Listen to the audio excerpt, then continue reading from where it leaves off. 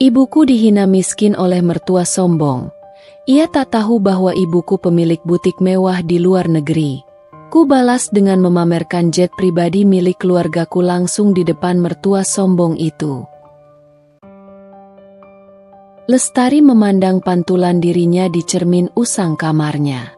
Rambut hitam panjangnya ia kepang sederhana, terurai di bahu. Wajahnya bersih tanpa polesan riasan tebal. Hanya sedikit pelembab yang membuat kulitnya tampak sehat. Ia mengenakan blus katun berwarna lembut dan celana kain yang nyaman. Pakaian sehari-hari yang menjadi ciri khasnya. Bukan karena ia tak mampu membeli yang lebih mewah, melainkan karena kesederhanaan adalah prinsip hidup yang ditanamkan ibunya sejak dini. Ibunya, Dewi, sedang sibuk di dapur. Aroma masakan rumahan yang lezat mulai menyebar ke seluruh penjuru rumah kecil mereka. Rumah itu memang sederhana, sebuah warisan dari almarhum kakek dan neneknya. Cat dindingnya sedikit pudar di beberapa bagian, dan perabotannya pun sudah termakan usia. Namun, bagi Lestari, rumah itu adalah istana. Di sanalah ia tumbuh besar, merasakan kehangatan dan kasih sayang tak terhingga dari Dewi. Dewi adalah wanita yang luar biasa. Ia tak pernah mengeluh, sekalipun hidup tak selalu mudah. Sejak Lestari kecil, Dewi selalu bekerja keras, melakukan berbagai pekerjaan serabutan demi mencukupi kebutuhan mereka. Pernah menjadi penjahit rumahan, koki catering kecil-kecilan, hingga menjual kue-kue tradisional di pasar. Apapun itu, Dewi selalu mengerjakannya dengan senyum dan keikhlasan. Ia mengajari Lestari bahwa martabat seseorang tidak diukur dari seberapa banyak harta yang ia miliki, melainkan dari seberapa besar hati dan ketulusan yang ia berikan. Filosofi hidup Dewi itulah yang membentuk Lestari menjadi pribadi yang rendah hati, tak silau akan kemewahan, dan selalu menghargai setiap rezeki yang datang. Ia tumbuh menjadi wanita cerdas, penuh empati, dan tidak pernah memandang rendah siapapun. Pendidikan adalah prioritas utama Dewi bagi Lestari. Dengan kerja kerasnya, Dewi berhasil menyekolahkan Lestari hingga meraih gelar sarjana dengan predikat cum laude. Setelah lulus kuliah, Lestari bekerja di sebuah perusahaan konsultan kecil. Gajinya lumayan, cukup untuk membantu membayar tagihan rumah dan sesekali membelikan ibunya hadiah kecil. Namun, gaya hidupnya tak pernah berubah. Ia tetap naik transportasi umum, makan di warung sederhana, dan berbelanja di toko biasa. Teman-temannya di kantor sering heran. "Lestari, kenapa kamu tidak beli mobil? Atau paling tidak, coba deh pakai baju yang lebih branded sedikit, biar lebih profesional," kata rekan kerjanya suatu hari. Lestari hanya tersenyum tipis. "Bagiku, kenyamanan dan kebersihan sudah cukup." Hubungannya dengan Arya, suaminya, juga dibangun di atas dasar kesederhanaan. Arya adalah pria baik-baik, seorang insinyur muda yang baru memulai karir. Ia berasal dari keluarga berada, jauh berbeda dengan Lestari. Saat pertama kali Arya mengenalkannya pada kedua orang tuanya, terutama Bu Karina, ibu Arya, Lestari sudah bisa merasakan adanya jarak. Bu Karina adalah sosok wanita sosialita papan atas, selalu tampil glamor dengan perhiasan berkilauan dan tas-tas bermerek. Matanya tajam, selalu meneliti setiap detail penampilan orang lain. Lestari sadar betul, ia tidak masuk dalam standar menantu idaman Bu Karina. Namun, Arya tak peduli. Ia mencintai Lestari apa adanya. Baginya, ketulusan dan kebaikan hati Lestari jauh lebih berharga daripada status sosial atau kemewahan. Mereka menikah dalam upacara sederhana, di mana hanya keluarga dan sahabat terdekat yang hadir. Bu Karina memang datang, tetapi wajahnya terlihat kurang antusias, seolah ia sedang menghadiri acara yang kurang penting. Lestari tak terlalu memikirkannya saat itu. Ia terlalu bahagia bisa bersatu dengan pria yang ia cintai. Kini, setelah beberapa bulan menikah, Lestari mulai merasakan gesekan-gesekan kecil yang mengganggu. Gesekan itu bukan dari Arya, melainkan dari Bu Karina. Setiap kali Lestari dan ibunya berkunjung ke rumah mertua, selalu ada saja komentar terselubung yang merendahkan. Seolah-olah, kesederhanaan adalah aib yang harus disembunyikan. Lestari berusaha sabar, mengingatkan dirinya bahwa Bu Karina adalah ibu dari suaminya. Ia berusaha untuk memahami, meskipun hatinya seringkali terasa teriris. Ia tidak ingin konflik ini merusak hubungannya dengan Arya. Namun, Lestari tahu, ada batas kesabaran yang harus ia jaga, terutama jika menyangkut ibunya. Ia akan melakukan apapun untuk melindungi Dewi, wanita yang telah mengorbankan segalanya demi dirinya. Di balik senyum sederhananya, Lestari memiliki tekad baja. Ia percaya, suatu hari nanti, kebaikan dan martabat akan berbicara lebih keras daripada kemewahan palsu. Lestari melangkah masuk ke ballroom Hotel Bintang 5. Rasanya seperti memasuki dunia yang berbeda. Udara dipenuhi aroma mahal dari campuran parfum desainer, bunga-bunga segar, dan champagne. Kilauan lampu kristal di langit-langit memantulkan gemerlap pada setiap sudut ruangan, menyinari gaun-gaun panjang berbahan sutra dan bludru, serta jas-jas tuxedo yang rapi. Di tengah keramaian itu, Lestari merasa sedikit tidak pada tempatnya, meskipun ia telah berusaha keras untuk menyesuaikan diri. Ia menggenggam tangan Arya, suaminya, yang membalas genggaman itu dengan kehangatan menenangkan.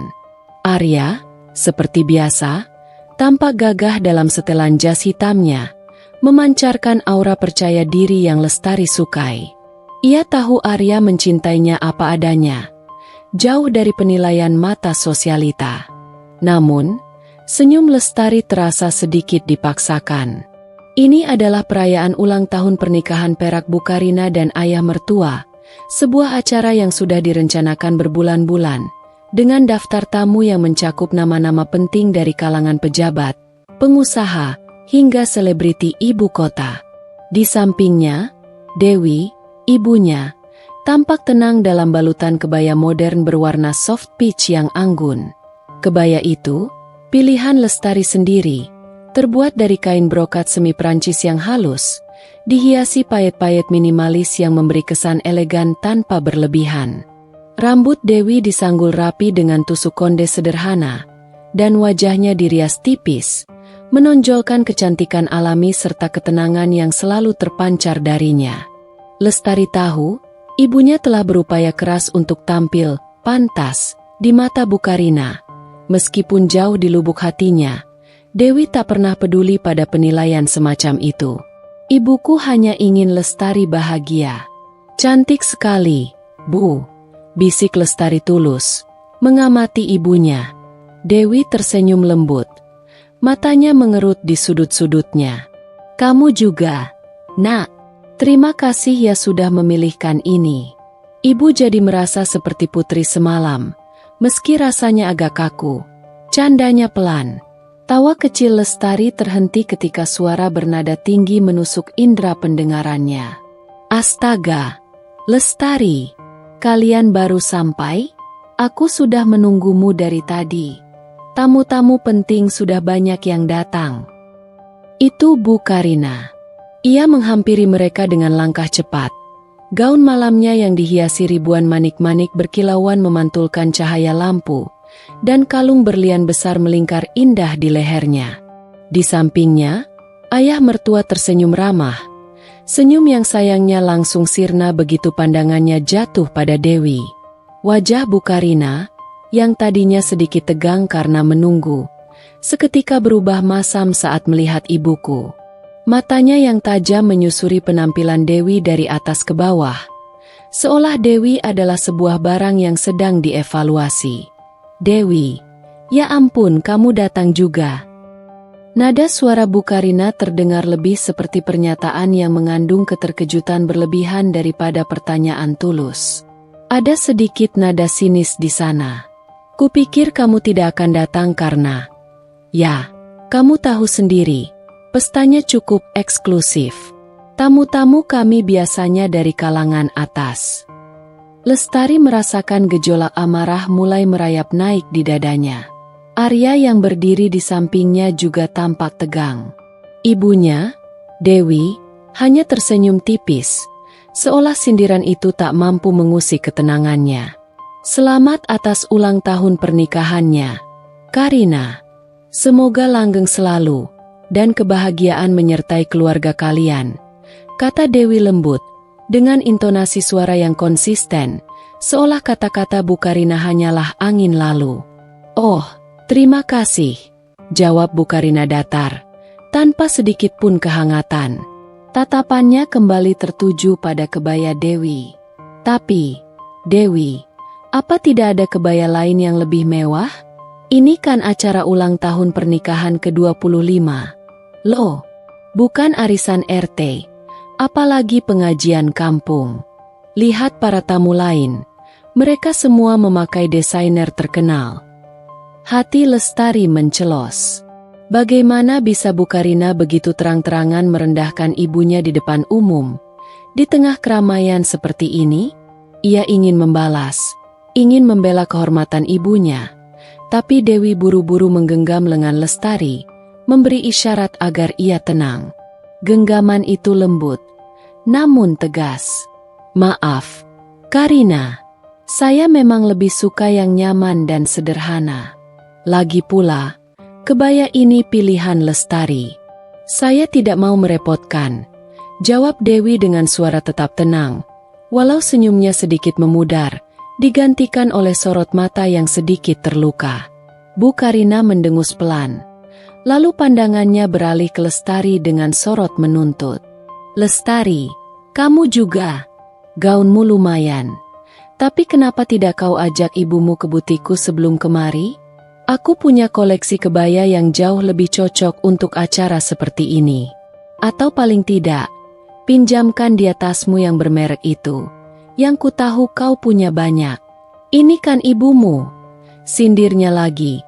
Kini dengan suara yang sedikit lebih keras sehingga beberapa tamu di dekat mereka mulai menoleh dan berbisik-bisik. Bagaimana ini, Lestari? Keluarga kita ini punya nama besar. Kamu tahu? Nanti orang-orang bisa salah paham dan mengira kita tidak peduli pada penampilan keluarga kita sendiri. Lestari merasa darahnya mendidih. Ia tidak bisa lagi menahan diri. Tenggorokannya tercekat oleh amarah. Pandangannya beralih dari wajah sombong Bu Karina ke wajah ibunya, yang kini terlihat sedikit menunduk, berusaha menyembunyikan rasa malu dan sakit hati yang Lestari tahu pasti ia rasakan. Cukup sudah. Ini adalah titik pemicu. Batas kesabaran Lestari telah terlampaui. Mertuanya telah menghina orang yang paling ia cintai. Dan kali ini, ia tidak akan tinggal diam. Sebuah keputusan tiba-tiba muncul di benaknya. Sebuah rencana yang akan membalikkan keadaan. Senyum tipis yang dingin mulai terukir di bibirnya.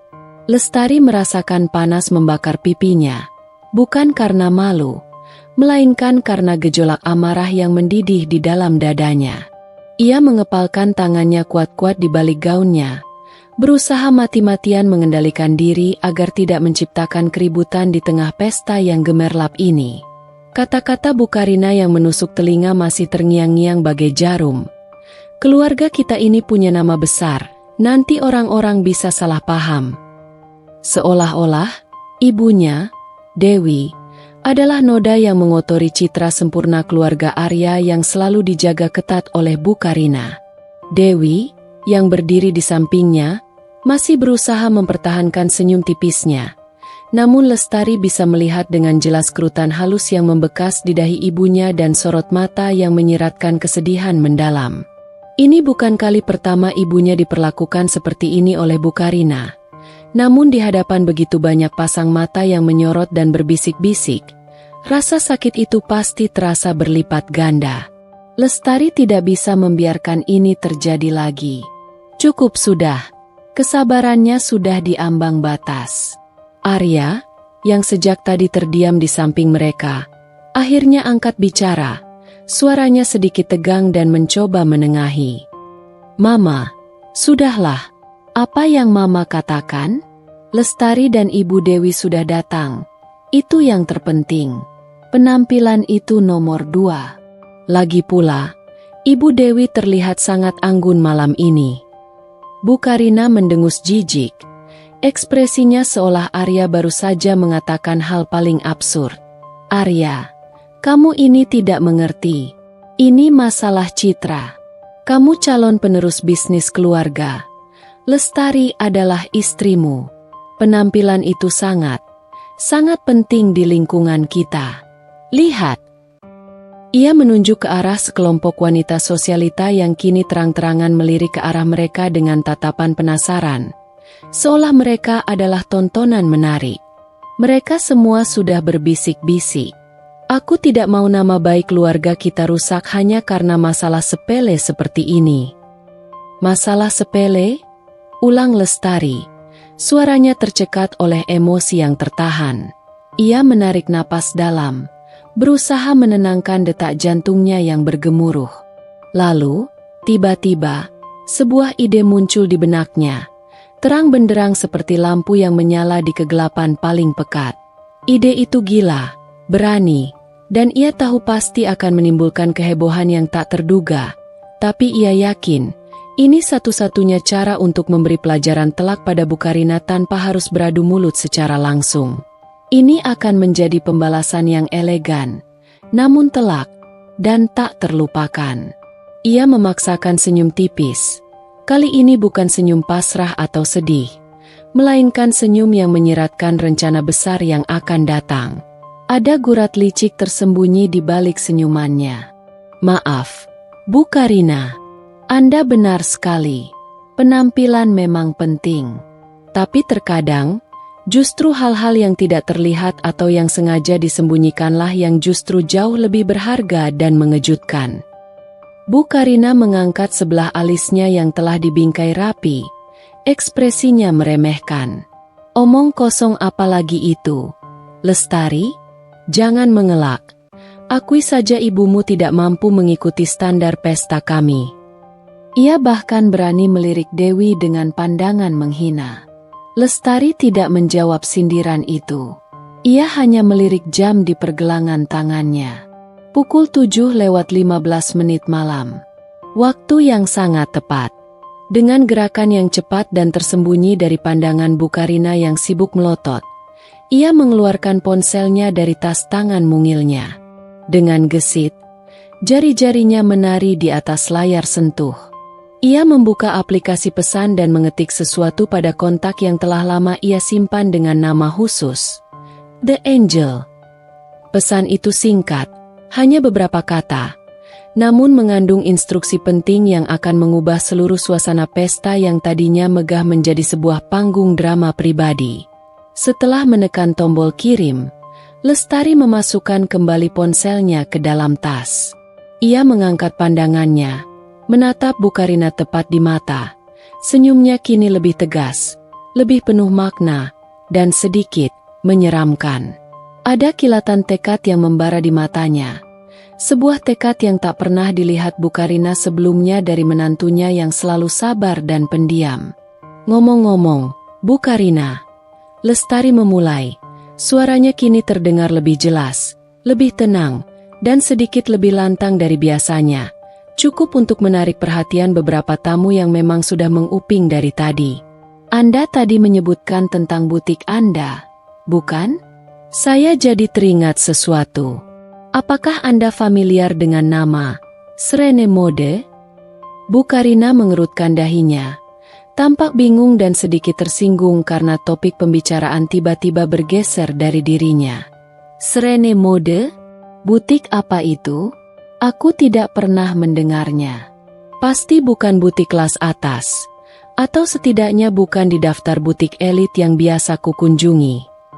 Nada suaranya jelas meremehkan, seolah nama yang tidak ia kenal sudah pasti tidak penting dan tidak layak disebut di pestanya. Lestari memiringkan kepalanya sedikit, senyumnya semakin lebar. Namun senyum itu tidak sampai ke matanya yang kini tampak dingin. Oh, benarkah? Itu sangat menarik. Karena, Serene Mode adalah salah satu butik busana mewah paling eksklusif di dunia, dengan cabang di pusat-pusat mode global seperti Paris, Milan, dan New York. Koleksi mereka selalu menjadi incaran para sosialita dan selebriti papan atas dunia yang mementingkan kualitas dan desain, bukan sekadar merek yang dipamerkan. Harganya pun, tentu saja, fantastis, jauh melampaui butik-butik yang sekadar menjual nama. Wajah Bu Karina berubah. Ada sedikit keraguan di matanya. Keraguan yang bercampur dengan rasa penasaran yang terpaksa ia tutupi dengan cibiran. Omong kosong. Tidak mungkin. Kalau memang sepopuler dan semewah itu, aku pasti sudah tahu. Aku ini selalu mengikuti tren mode dunia. Mungkin memang butik itu tidak terlalu mengiklankan diri di sini, Bu, karena target pasar mereka adalah kalangan sangat eksklusif yang mencari privasi. Jawab Lestari dengan tenang, menikmati perubahan ekspresi mertuanya yang tadinya sombong menjadi sedikit gelisah. Ia menoleh ke arah ibunya yang masih terdiam. Raut wajah Dewi terlihat bingung bercampur sedikit cemas dengan arah pembicaraan ini. Lestari mengedipkan mata pada ibunya. Sebuah kedipan singkat yang meyakinkan, seolah memberi isyarat bahwa semuanya akan baik-baik saja dan ibunya hanya perlu menunggu. Dan yang lebih menarik lagi, Bu Karina, lanjut Lestari. Suaranya sengaja ia buat lebih dramatis dan penuh penekanan, memastikan setiap kata terdengar jelas oleh Bu Karina dan juga beberapa tamu yang kini benar-benar berhenti berbisik dan fokus mendengarkan. Tahukah Anda siapa pemilik sejati dari seluruh jaringan butik mewah, Serene Mode? Bu Karina menggelengkan kepalanya dengan pandangan kosong. Rasa penasarannya kini bercampur dengan firasat buruk yang tiba-tiba merayapi benaknya. Ia tidak bisa menebak kemana arah pembicaraan ini. Lestari mengambil napas dalam, membiarkan ketegangan memenuhi udara sejenak, membuat semua mata tertuju padanya. Ia tahu, momen ini adalah kunci dari rencananya. Momen untuk meluncurkan pukulan telak yang tak akan pernah dilupakan Bu Karina. Lestari membiarkan keheningan menggantung sesaat. Membiarkan setiap pasang mata di area ballroom itu tertuju padanya. Semua mata, termasuk mata Bu Karina yang kini dipenuhi campuran rasa penasaran yang memuncak dan firasat tidak enak yang kuat. Udara di sekitar mereka terasa menebal, seolah waktu berhenti berputar, menanti sebuah pengungkapan. Dewi, ibunya, menatap Lestari dengan sorot bertanya-tanya. Sedikit cemas namun juga penuh kepercayaan, seolah siap menerima apapun yang akan dikatakan putrinya. Arya, yang berdiri di samping Lestari, merasakan aura ketegangan ini, menggenggam tangannya dengan erat, seolah bertanya tanpa suara. Ada apa ini, sayang? Apa yang akan kamu lakukan? Lestari menarik napas dalam, sebuah senyum tipis, namun penuh makna, terukir di bibirnya. Senyum yang kali ini benar-benar tulus, penuh kepuasan akan pembalasan elegan yang akan segera ia sajikan. Ia menatap lurus ke mata Bu Karina, memastikan setiap kata yang akan ia ucapkan menancap kuat dan tak akan terlupakan. Baiklah, Bu Karina. Lestari memulai. Suaranya terdengar tenang namun memiliki otoritas yang belum pernah terdengar sebelumnya dari menantunya yang selalu sopan dan pendiam itu. Anda bertanya siapa pemilik dari butik mewah, Serene Mode, yang cabangnya tersebar di pusat-pusat mode global seperti Paris, Milan, dan New York, yang koleksinya menjadi incaran para sosialita papan atas dunia, dan yang harganya tentu saja fantastis. Lestari berhenti sejenak, membiarkan efek dramatis menyelimuti. Dia adalah ibuku sendiri, Dewi Kartikasari. Dunia Bu Karina seolah runtuh dalam sekejap. Seluruh warna di wajahnya menghilang, memucat pasi seperti kertas.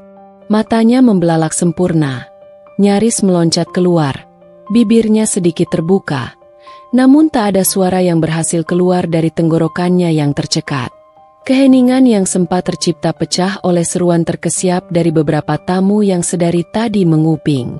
Bisik-bisik yang tadinya pelan, kini berubah menjadi riuh rendah. Suara-suara penasaran dan takjub berbaur di udara.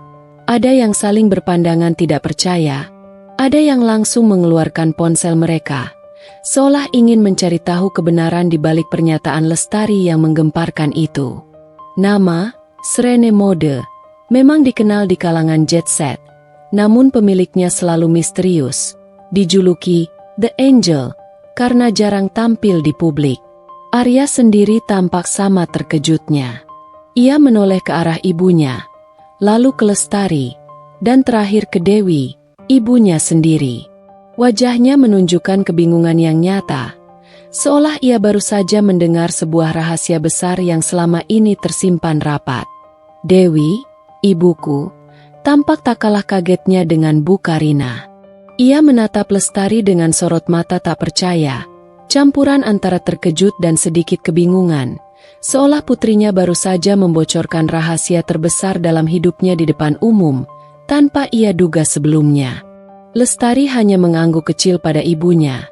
Senyum meminta maaf tersirat di sana, namun juga senyum yang mengatakan, "Ini saatnya, Bu. Ini demi Anda." "Tidak, ini bohong." Bu Karina akhirnya berhasil mengeluarkan suara, meski terdengar parau, tercekik, dan penuh penolakan histeris. Ia menggeleng-gelengkan kepala dengan panik, berusaha menolak kenyataan yang baru saja menghantamnya. Mana mungkin? Dia selalu memakai baju sederhana, tinggal di rumah biasa. Dia cuma penjahit rumahan. Tidak mungkin dia pemilik butik mewah internasional. Kamu pasti mengada-ada, Lestari. Lestari tertawa kecil, sebuah tawa yang terdengar dingin dan penuh kemenangan di telinga Bu Karina. Tepat sekali, Bu Karina. Itulah keindahan dari kesederhanaan, dan juga rahasia yang selama ini dijaga. Ibuku memilih untuk tidak memamerkan kekayaannya. Ia lebih suka hidup tenang, fokus pada pekerjaannya yang memang sangat high profile di luar negeri, dan menyumbangkan sebagian besar hartanya untuk membantu sesama melalui berbagai yayasan sosial yang ia dirikan secara anonim.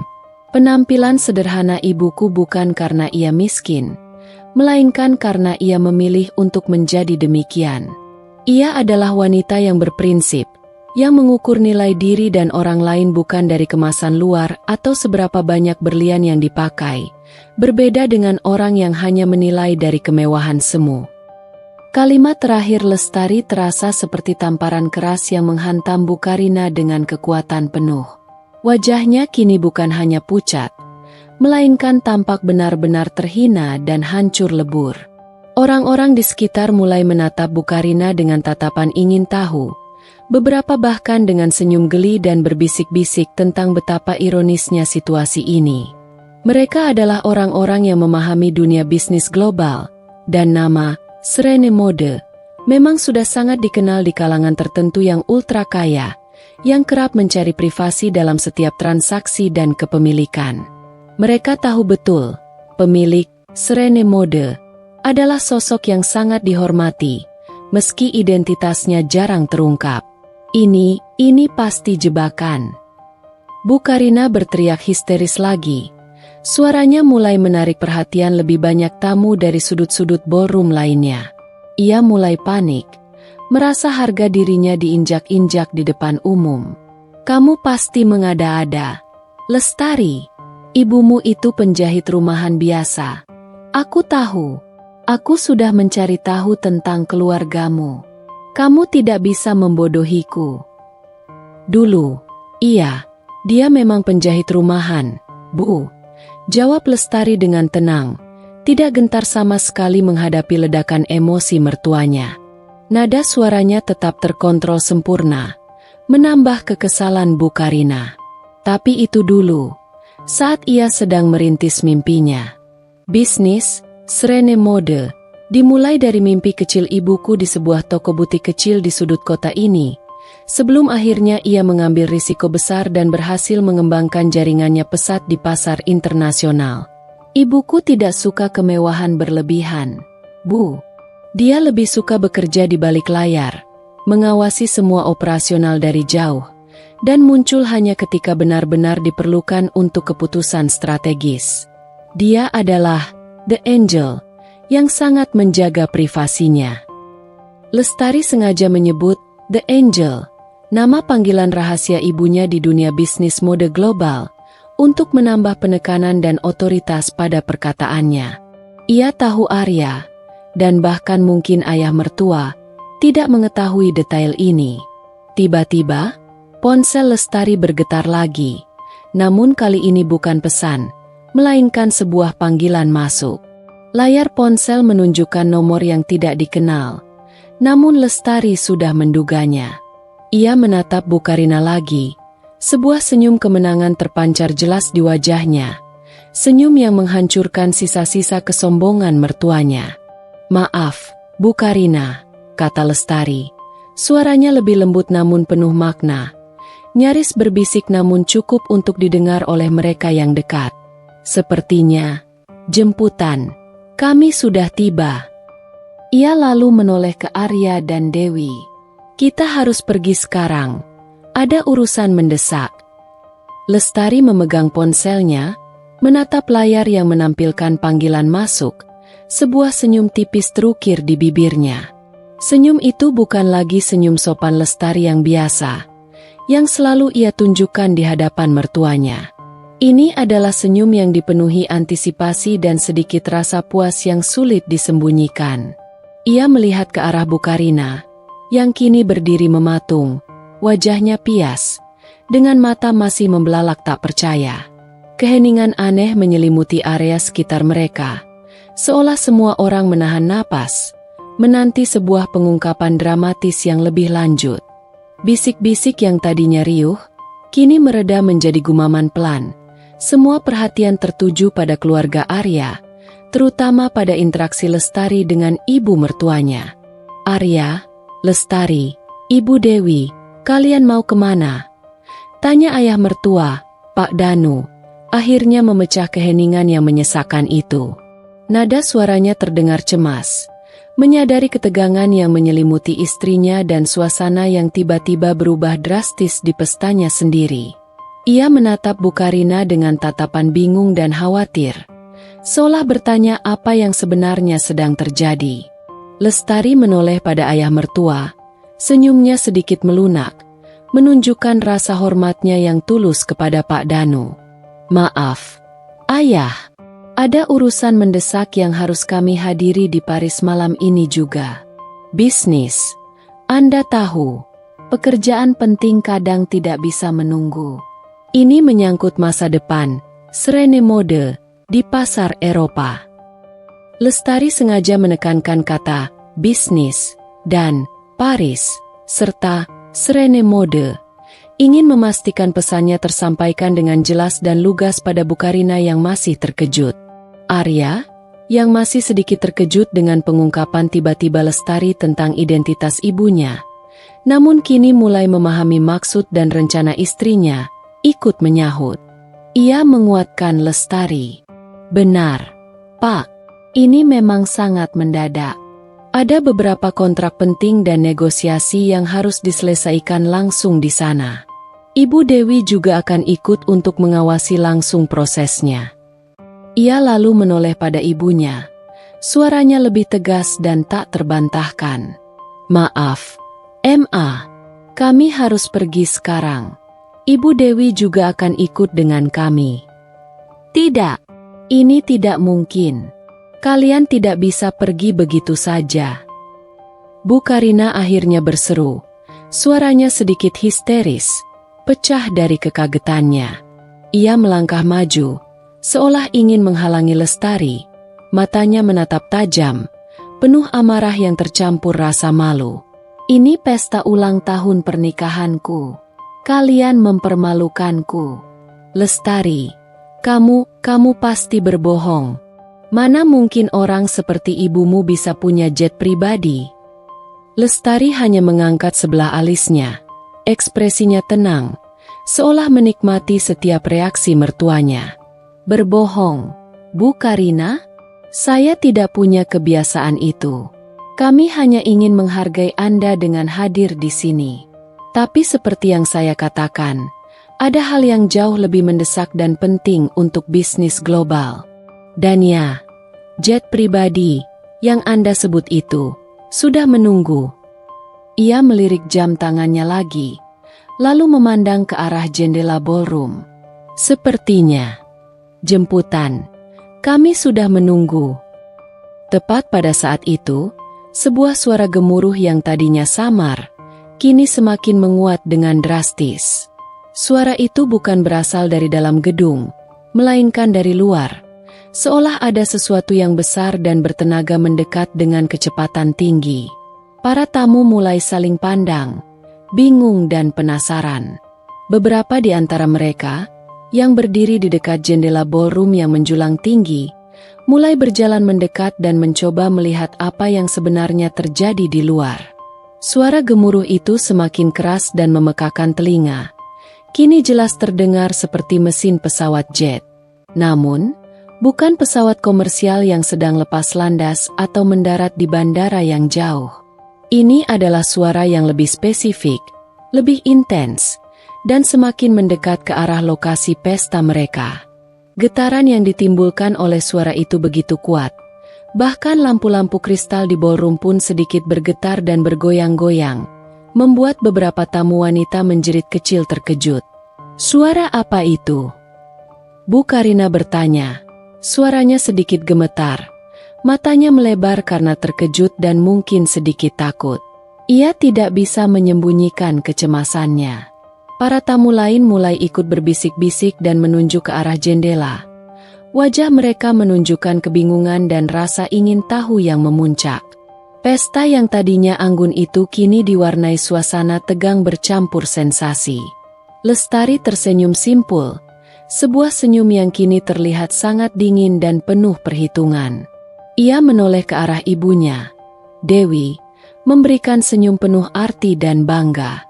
Dewi, yang tadinya masih terkejut dan bingung dengan pengungkapan Lestari, kini mulai memahami sepenuhnya apa yang akan terjadi selanjutnya. Ada campuran rasa bangga yang luar biasa dan sedikit haru di wajahnya. Lestari lalu menoleh kembali ke arah Bu Karina. Senyumnya kini benar-benar senyum kemenangan yang tak terbantahkan, senyum yang menghancurkan semua kesombongan mertuanya. Itu, Bu Karina, kata Lestari dengan suara yang lantang dan jelas, memastikan semua orang di ballroom dapat mendengarnya. Setiap kata terucap dengan penekanan yang pas. Adalah, jemputan, kami. Cara kami bepergian untuk urusan bisnis mendesak, yang saya sebutkan tadi. Karena kami tidak punya waktu untuk macet di jalanan menuju bandara, dan kami menghargai setiap detik waktu kami. Pada saat Lestari menyelesaikan kalimatnya, para tamu yang tadinya hanya melihat dari jendela, kini mulai berlari kecil menuju balkon hotel yang menghadap langsung ke arah lapangan luas di samping gedung. Dari sana, pemandangan luar terlihat jelas dan tidak terbantahkan.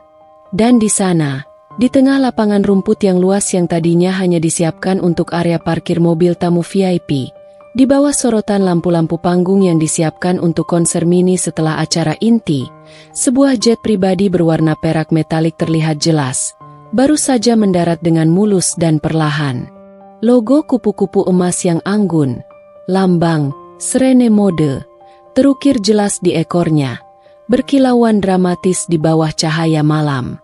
Mesin jet itu masih berdengung pelan, dan tangga sudah mulai diturunkan. Bu Karina menatap pemandangan itu dengan mata terbelalak, seolah baru saja melihat hantu atau sebuah ilusi yang tidak mungkin. Seluruh darah di tubuhnya terasa berhenti mengalir, meninggalkannya dingin dan kaku. Jet pribadi mendarat di samping pestanya yang mewah. Sebuah simbol kemewahan dan kekuatan tertinggi yang selama ini ia puja dan impikan, kini hadir di hadapannya, bukan miliknya, melainkan milik wanita yang ia hina miskin. Lestari menggandeng tangan ibunya. Ayo, Bu, kita sudah ditunggu. Arya, kamu ikut kami, kan? Arya mengangguk cepat. Tentu saja, sayang. Ia meraih tas kecilnya dan berdiri tegak di samping Lestari. Mereka berjalan pelan, dengan kepala tegak, melewati kerumunan tamu yang terpaku, menatap mereka dengan takjub dan penuh rasa hormat yang baru. Bu Karina, di sisi lain, masih berdiri mematung di tengah ballroom, menatap jet pribadi itu dengan tatapan kosong, seolah harga dirinya telah hancur berkeping-keping dan dihantam oleh sebuah kenyataan yang jauh di luar dugaannya. Ia kini tampak seperti patung yang tak bernyawa, di tengah kemegahan pestanya sendiri. Lestari dan Dewi melangkah tenang menembus kerumunan tamu yang terpana, meninggalkan Bu Karina yang masih membatu di tengah ballroom, sebuah patung kemarahan dan rasa malu yang terpahat. Setiap langkah mereka terasa ringan, namun penuh makna, seperti melodi kemenangan yang pelan. Dewi, yang awalnya terkejut dengan pengungkapan mendadak Lestari, kini membiarkan senyum bangga terpancar di wajahnya. Ia meraih lengan putrinya, genggaman yang mengisyaratkan rasa terima kasih tak terhingga, sebuah bahasa tanpa kata yang hanya mereka berdua pahami. Arya berjalan di samping mereka, takjub melihat transformasi sang istri dan ibunya. Ada rasa hormat dan kekaguman baru yang berkilat di matanya, seolah ia baru saja melihat sisi lain yang jauh lebih agung dari dua wanita yang paling dicintainya. Saat mereka berjalan menyusuri karpet merah menuju pintu keluar ballroom, bisikan-bisikan mulai terdengar lebih jelas dan menggema. Bukan lagi bisikan meremehkan seperti yang dilontarkan Bu Karina, melainkan bisikan kekaguman, keheranan, dan bahkan permintaan maaf tak langsung yang menyiratkan penyesalan atas penilaian mereka sebelumnya. Jadi, itu Ibu Dewi, pemilik Serene Mode? Astaga, aku tidak pernah menyangka. Ia begitu sederhana. Pantas saja penampilannya selalu sederhana. Ternyata dia orang yang tidak suka pamer. Sungguh berkelas. Lihat betapa tenangnya dia. Benar-benar kelas atas sejati. Bukan kaleng-kaleng. Bu Karina pasti merasa sangat malu sekarang. Siapa yang menyangka? Aku dengar, Serene Mode adalah butik yang sangat eksklusif di Eropa dan Amerika. Koleksinya hanya untuk kaum jet set, dan sulit sekali untuk mendapatkan aksesnya. Bahkan beberapa rekan bisnis ayah mertua yang selama ini dikenal angkuh dan sombong, yang biasanya hanya peduli pada status dan koneksi, kini memandang Dewi dengan tatapan hormat yang mendalam. Mereka tahu betul reputasi Serene Mode di kancah internasional, sebuah brand yang sangat eksklusif dan selalu menjadi incaran para fashionista sejati yang mementingkan kualitas dan keunikan, bukan sekadar follower tren belaka. Mereka yang paham bisnis mode global tahu bahwa pemilik Serene Mode adalah sosok misterius dengan visi luar biasa dan pengaruh besar. Dan kini, sosok itu berdiri di hadapan mereka, sederhana dalam penampilannya, namun memancarkan aura kekuatan dan keanggunan yang tak terbantahkan, seolah Dewi adalah permata tersembunyi yang baru saja ditemukan. Salah seorang pengusaha wanita terkemuka, Ibu Sinta, yang selama ini adalah klien langganan butik Bu Karina dan seringkali bergosip dengannya, mendekati Lestari dan Dewi. Wajahnya menunjukkan rasa bersalah yang kentara, nyaris memohon pengampunan. Dewi, Lestari, saya sungguh minta maaf. Kami benar-benar tidak tahu.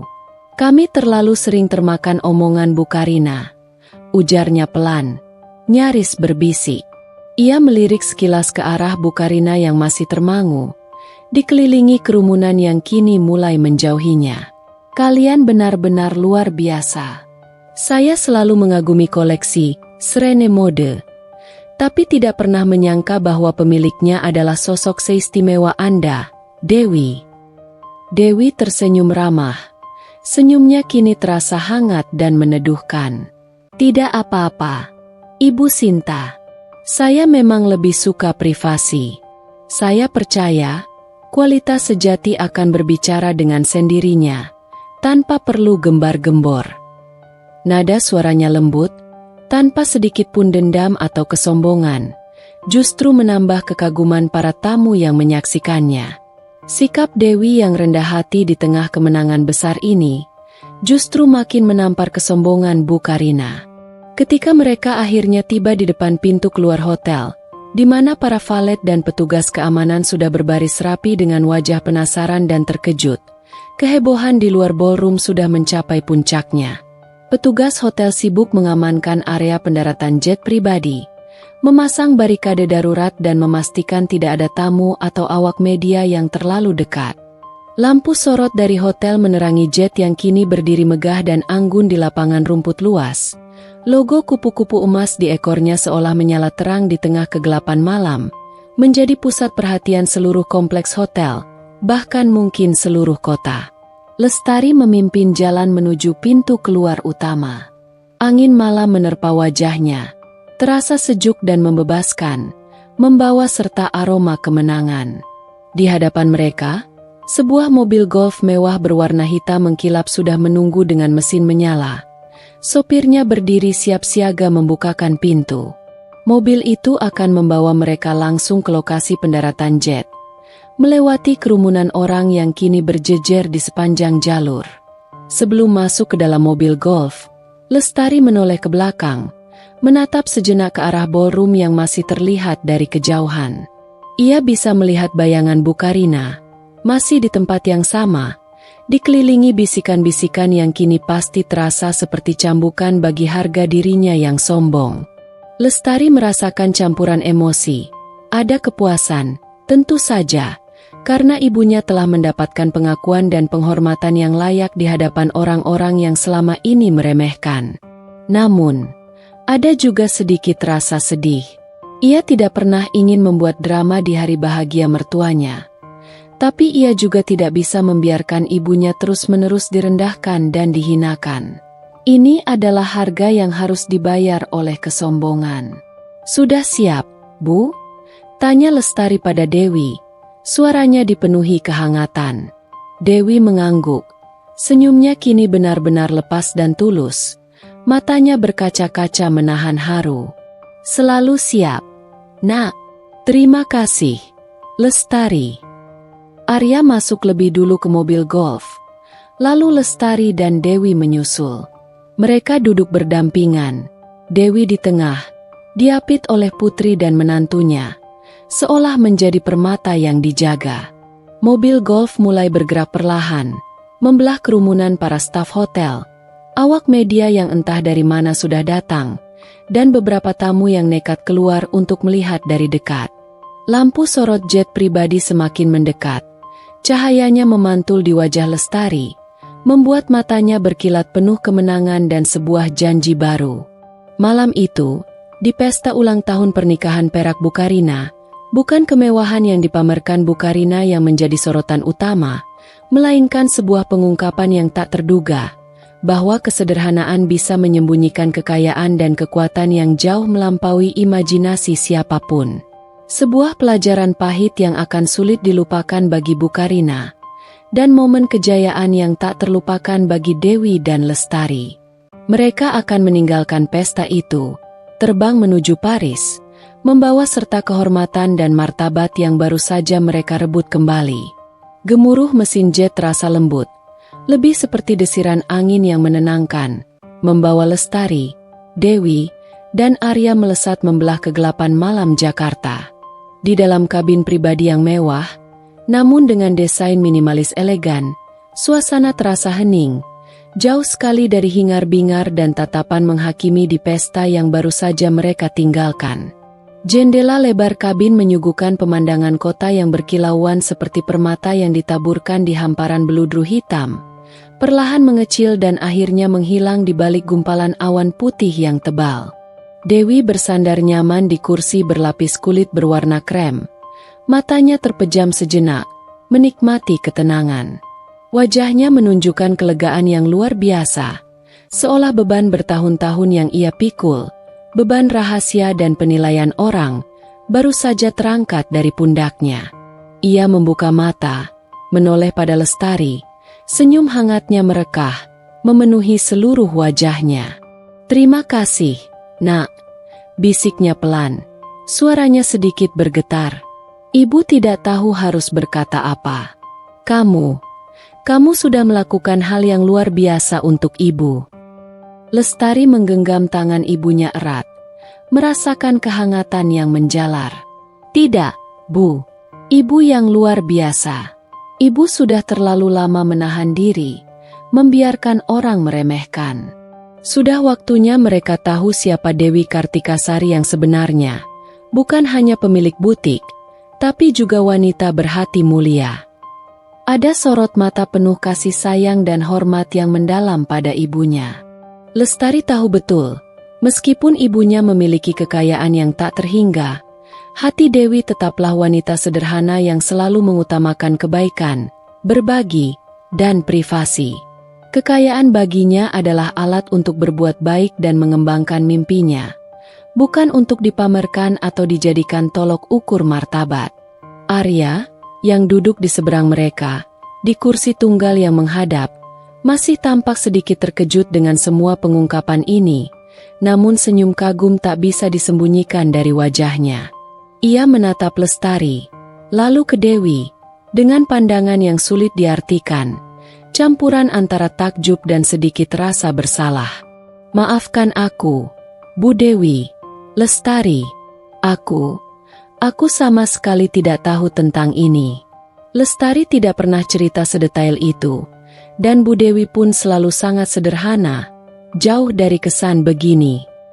Ia menunduk malu, merasa tidak enak. Aku bahkan sempat berpikir kalian berdua memang ya. Kalian tahu maksudku. Arya tidak melanjutkan kalimatnya. Ia merasa tidak enak mengatakan bahwa ia sempat berpikir mereka memang dari kalangan yang kurang mampu di hadapan jet pribadi ibunya. Dewi tersenyum lembut pada menantunya. Senyumnya meyakinkan. Tidak apa-apa, Nak Arya. Itu memang pilihan ibu untuk menjaga privasi, untuk melindungi bisnis dan juga keluarga kita dari sorotan yang tidak perlu. Ibu tidak mau Lestari, dan juga kamu, menilai ibu dari harta benda. Lagi pula, Arya, kamu mencintai Lestari apa adanya, kan? Bukan karena latar belakang ibunya atau harta yang mungkin ia miliki. Arya mengangguk cepat dan yakin. Tentu saja, Bu. Aku mencintai Lestari karena Lestari itu Lestari. Dia wanita yang tulus, cerdas, dan sangat berharga bagiku. Aku berjanji akan selalu menjaganya.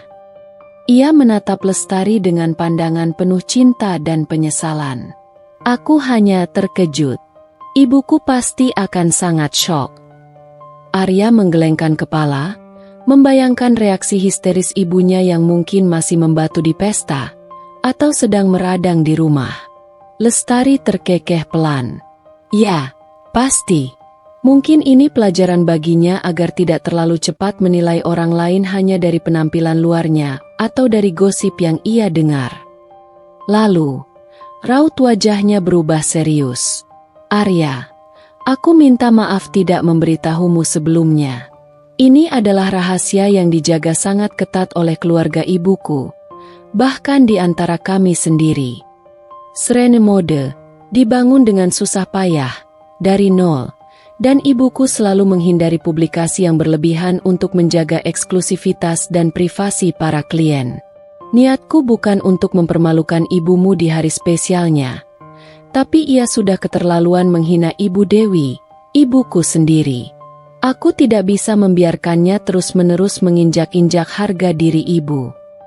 Aku mengerti, sayang, jawab Arya tulus, meraih tangan Lestari dan menggenggamnya. Aku mungkin belum mengenal ibumu secara mendalam, dan memang jarang ada yang tahu soal Serene Mode di kalangan kami. Tapi aku tahu seperti apa ibuku. Dia memang kadang melewati batas dengan ucapan dan perilakunya.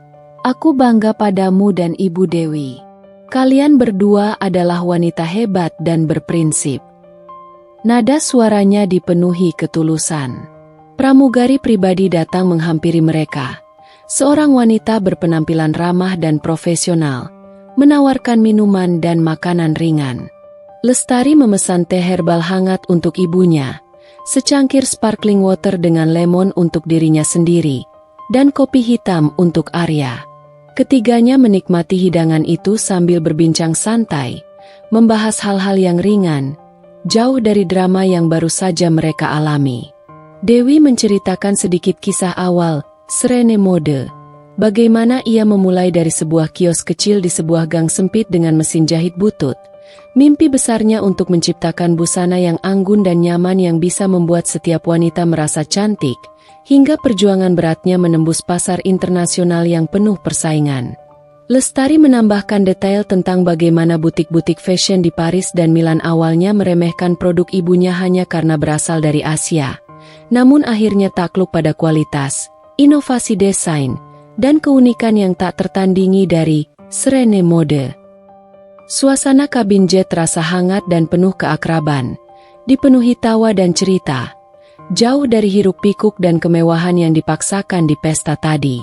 Bagi Lestari dan Dewi, ini adalah kemewahan sejati, kebebasan untuk memilih, kenyamanan dalam kesederhanaan, dan kebersamaan dengan orang-orang tercinta, tanpa perlu membuktikan apapun pada dunia atau menanggapi cibiran. Mereka tahu, pelajaran yang diberikan pada Bu Karina malam ini tidak akan mudah dicerna. Namun setidaknya, martabat Dewi telah ditegakkan, dan kebenaran telah terungkap. Dan untuk Lestari, melihat ibunya tersenyum lepas dan tenang, itulah adalah kemenangan terbesar yang tak ternilai harganya. Sementara Lestari, Dewi, dan Arya menikmati ketenangan di ketinggian, melesat jauh dari Jakarta, di kediaman mewah Bu Karina, badai baru saja dimulai. Gemuruh jet pribadi yang mendarat mulus di lapangan samping rumah mereka, yang tadinya hanya menjadi latar belakang megah pestanya, kini seolah menjadi lonceng kematian bagi harga diri Bu Karina. Ia masih berdiri mematung di tengah ballroom, dengan mata terpaku pada jet yang kini diterangi sorotan lampu-lampu panggung. Lambang kupu-kupu emas di ekornya seolah menyeringai, menertawakannya tanpa suara. Wajahnya yang tadinya pias karena kaget, kini memerah padam, bukan lagi karena malu, melainkan karena amarah yang memuncak dan rasa terhina yang luar biasa. Para tamu, yang tadinya hanya berbisik, kini mulai berbicara lebih terang-terangan, namun tetap menjaga jarak dari Bu Karina. Bisikan-bisikan itu, yang tadinya bernada penasaran, kini bercampur dengan simpati yang jelas terlihat pada Dewi dan sedikit ejekan tersembunyi yang ditujukan pada Bu Karina. Mereka tahu betul, pengungkapan ini akan menjadi buah bibir di kalangan sosialita Jakarta selama berminggu-minggu, bahkan berbulan-bulan. Gosip tentang sosialita sombong yang menghina pemilik butik internasional tanpa sengaja, padahal si pemilik jet pribadi itu adalah ibunya menantu yang dibilang miskin, akan menyebar seperti api, bahkan mungkin menjadi headline di majalah gaya hidup. Ayah mertua, Pak Danu, yang selama ini cenderung pasif dan menghindari konflik, akhirnya menghampiri Bu Karina. Wajahnya terlihat sangat bingung, tidak nyaman, dan sedikit kecewa. "Karina, ada apa ini sebenarnya?" Dewi pemilik Serene Mode. "Kenapa aku tidak tahu?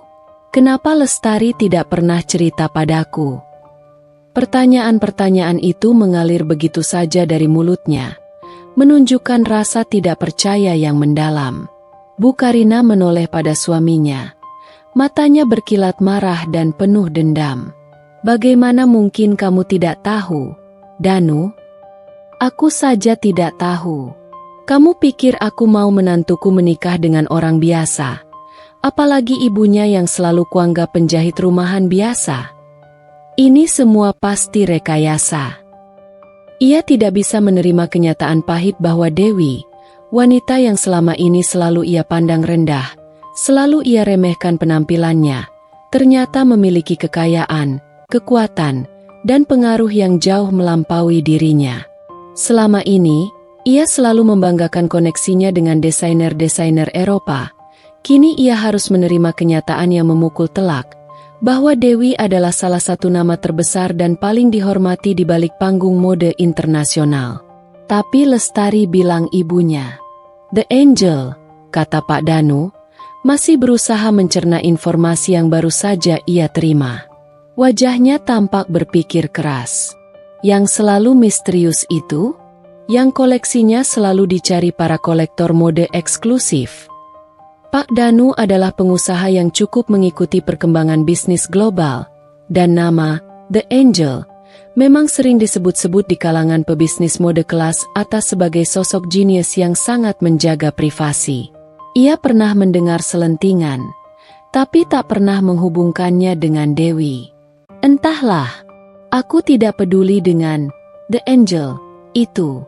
Ini semua pasti jebakan. Aku tidak percaya, teriak Bu Karina. Suaranya melengking tinggi, menarik lebih banyak perhatian dari sisa tamu yang masih berada di ballroom. Ia merasa dunianya terbalik, seperti sedang dihantam badai tornado. Selama ini, ia selalu merasa berada di puncak rantai sosial, menilai orang dari merek yang mereka kenakan, mobil mewah yang mereka kendarai, dan jumlah berlian yang menghiasi tubuh mereka. Kini, ia dihadapkan pada kenyataan yang menghancurkan bahwa ia telah menghina dan merendahkan seseorang yang jauh lebih berkuasa, lebih kaya, dan lebih berprinsip darinya, hanya karena penampilannya yang sederhana dan rendah hati. Beberapa tamu yang mencoba mendekat dan menghibur Bu Karina hanya disambut dengan tatapan tajam dan gerutuan yang penuh kepedihan. Bahkan sahabat-sahabat karibnya sendiri, yang seringkali ikut mencibir Lestari dan Dewi dalam pertemuan pribadi mereka, kini terlihat sangat canggung dan menjaga jarak, bahkan pura-pura tidak mendengar. Mereka semua menyadari bahwa mereka telah salah menilai, dan kini mereka enggan terlibat dalam aib yang menimpa Bu Karina. Aku harus menelpon Arya, seru Bu Karina, meraih ponselnya dengan tangan gemetar. Jari-jarinya gemetar saat mencari nama putranya di daftar kontak. Ia mencoba menghubungi Arya berkali-kali, namun tidak ada jawaban. Panggilan terus-menerus dialihkan ke pesan suara. Arya memang sudah mengatur ponselnya ke mode pesawat segera setelah jet lepas landas. Tidak ingin gangguan. Mereka sudah di udara, Karina, kata Pak Danu pelan, mengulurkan tangan untuk menyentuh lengan istrinya, namun dihempaskan kasar oleh Bu Karina. Ia menatap istrinya dengan sorot prihatin, namun juga sedikit kecewa dan lelah. Kau keterlaluan malam ini. Lestari dan ibunya tidak pernah sedikit pun merugikan kita. Justru kamu yang terlalu berlebihan dalam menilai. Sekarang, apa yang akan orang katakan? Harga diri kita yang tercoreng karena perlakuanmu, bukan karena Lestari dan Dewi. Harga diri. Bu Karina tertawa sinis, tawa yang terdengar pahit dan penuh keputusasaan. Harga diriku sudah Lestari hancurkan di depan semua orang. Bagaimana bisa dia berani melakukan ini padaku? Di pestaku sendiri, di depan semua tamuku. Ia merasa sangat terhianati, tidak hanya oleh Lestari, tapi juga oleh putranya yang memilih untuk ikut bersama Lestari dan Dewi, meninggalkan dirinya dalam aib. Baginya, ini adalah pengkhianatan terbesar. Malam itu, pesta ulang tahun pernikahan perak yang seharusnya menjadi puncak kebahagiaan dan kebanggaan bagi Bu Karina, berubah menjadi mimpi buruk pribadi yang tak terlupakan. Kemewahan yang ia pamerkan seolah tidak berarti apa-apa lagi di mata para tamu, yang kini sibuk membicarakan tentang Serene Mode dan pemiliknya yang misterius. Bu Karina melangkah pergi dari ballroom dengan langkah cepat, hampir berlari.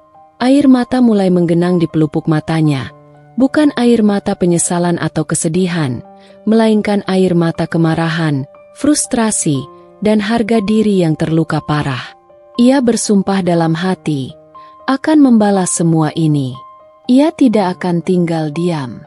Pagi menyapa Jakarta dengan samar-samar cahaya keemasan, namun di kediaman mewah keluarga Arya, suasana masih diselimuti mendung yang pekat. Aura tegang dan dingin seolah membekukan setiap sudut rumah.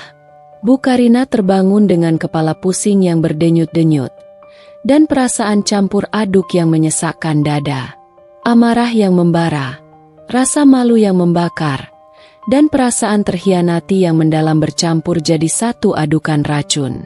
Malam itu, ia tidak bisa tidur nyenyak. Setiap kali mencoba memejamkan mata, bayangan jet pribadi yang mendarat megah di lapangan samping rumahnya terus menghantui, diikuti bisikan-bisikan tamu yang penuh ejekan dan tatapan menghakimi yang ia rasakan.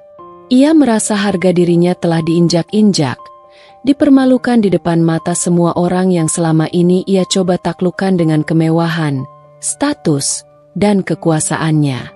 Ia turun ke meja makan, langkahnya gontai dan tanpa semangat yang biasa. Di sana, Pak Danu sudah duduk di ujung meja, dengan koran pagi di tangan dan secangkir kopi mengepul di sampingnya. Suasana terasa sangat sunyi, keheningan yang tak nyaman dan jarang terjadi di rumah mereka. Biasanya, Bu Karina akan memulai pagi dengan berbagai instruksi tegas untuk para asisten rumah tangga, atau pertanyaan tentang jadwal sosialnya yang padat, atau bahkan rencana belanja terbarunya. Namun pagi ini, ia hanya duduk diam di kursinya, pikirannya kalut, terbebani oleh kejadian semalam. Pak Danu melipat korannya perlahan, menyingkirkannya ke samping, lalu menatap istrinya. Ada gurat kekhawatiran yang jelas di wajahnya, namun juga sedikit ketegasan yang tak biasa. "Karina," ucapnya, suaranya pelan tapi tegas. "Kita perlu bicara serius tentang kejadian semalam." "Bicara apa lagi, Danu?" Suara Bu Karina serak, penuh frustrasi dan keputusasaan. Ia bahkan tidak berani menatap mata suaminya. "Apa yang harus dibicarakan? Aku sudah dipermalukan di depan umum. Lestari dan ibunya, mereka sengaja melakukan ini padaku. Mereka menjebakku."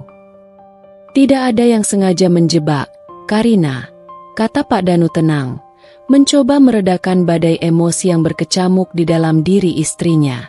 "Kamu sendiri yang memulai. Kamu yang menghina Dewi berkali-kali, bukan hanya di pesta, tapi selama ini.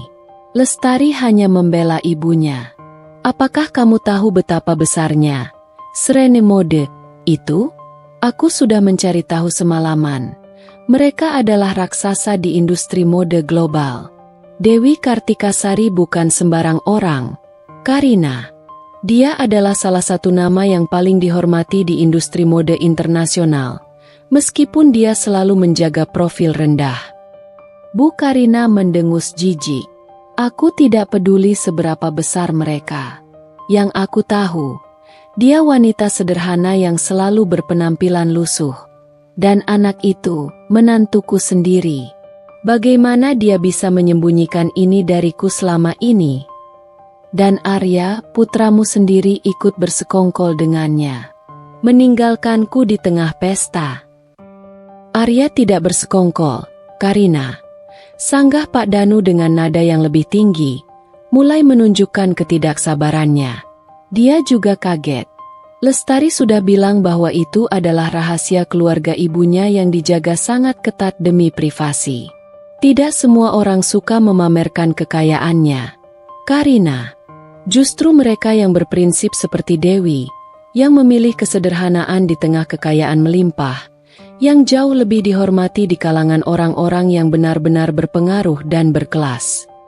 Kata-kata Pak Danu terasa seperti pisau yang dingin, menusuk langsung ke hati Bu Karina, tepat di ulu hatinya.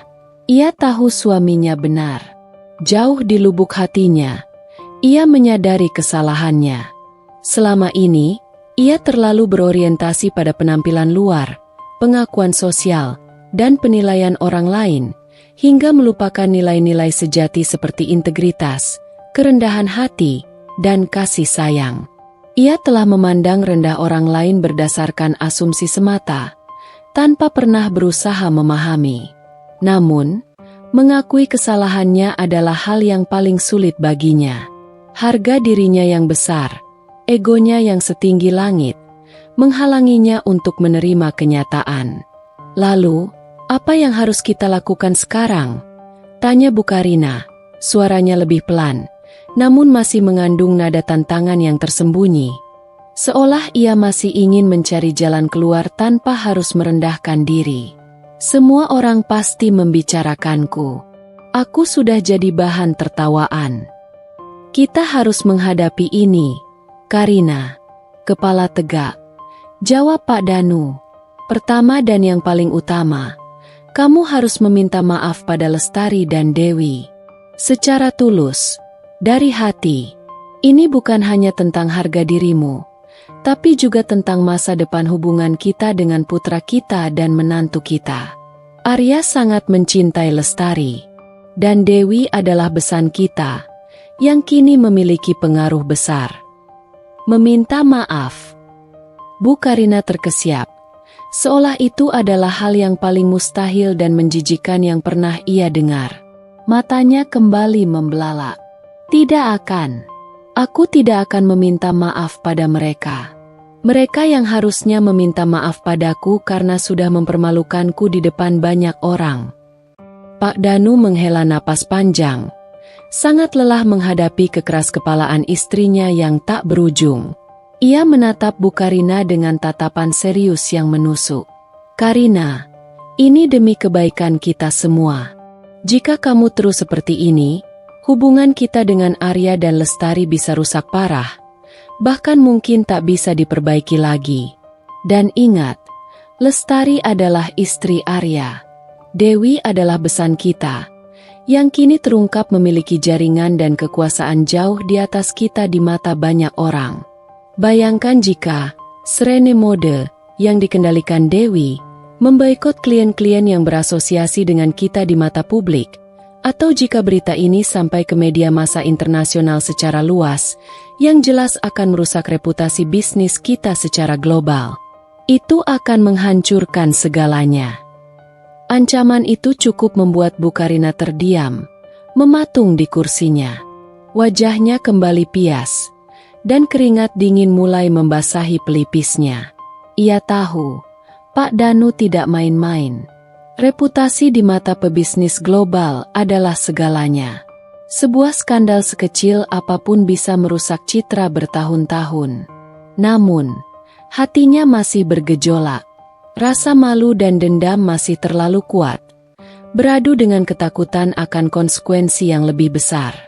Keheningan kembali menyelimuti meja makan, kali ini terasa lebih berat, dipenuhi pikiran-pikiran kacau Bu Karina tentang bagaimana ia bisa memulihkan harga dirinya yang hancur, dan bagaimana ia bisa lolos dari situasi memalukan ini.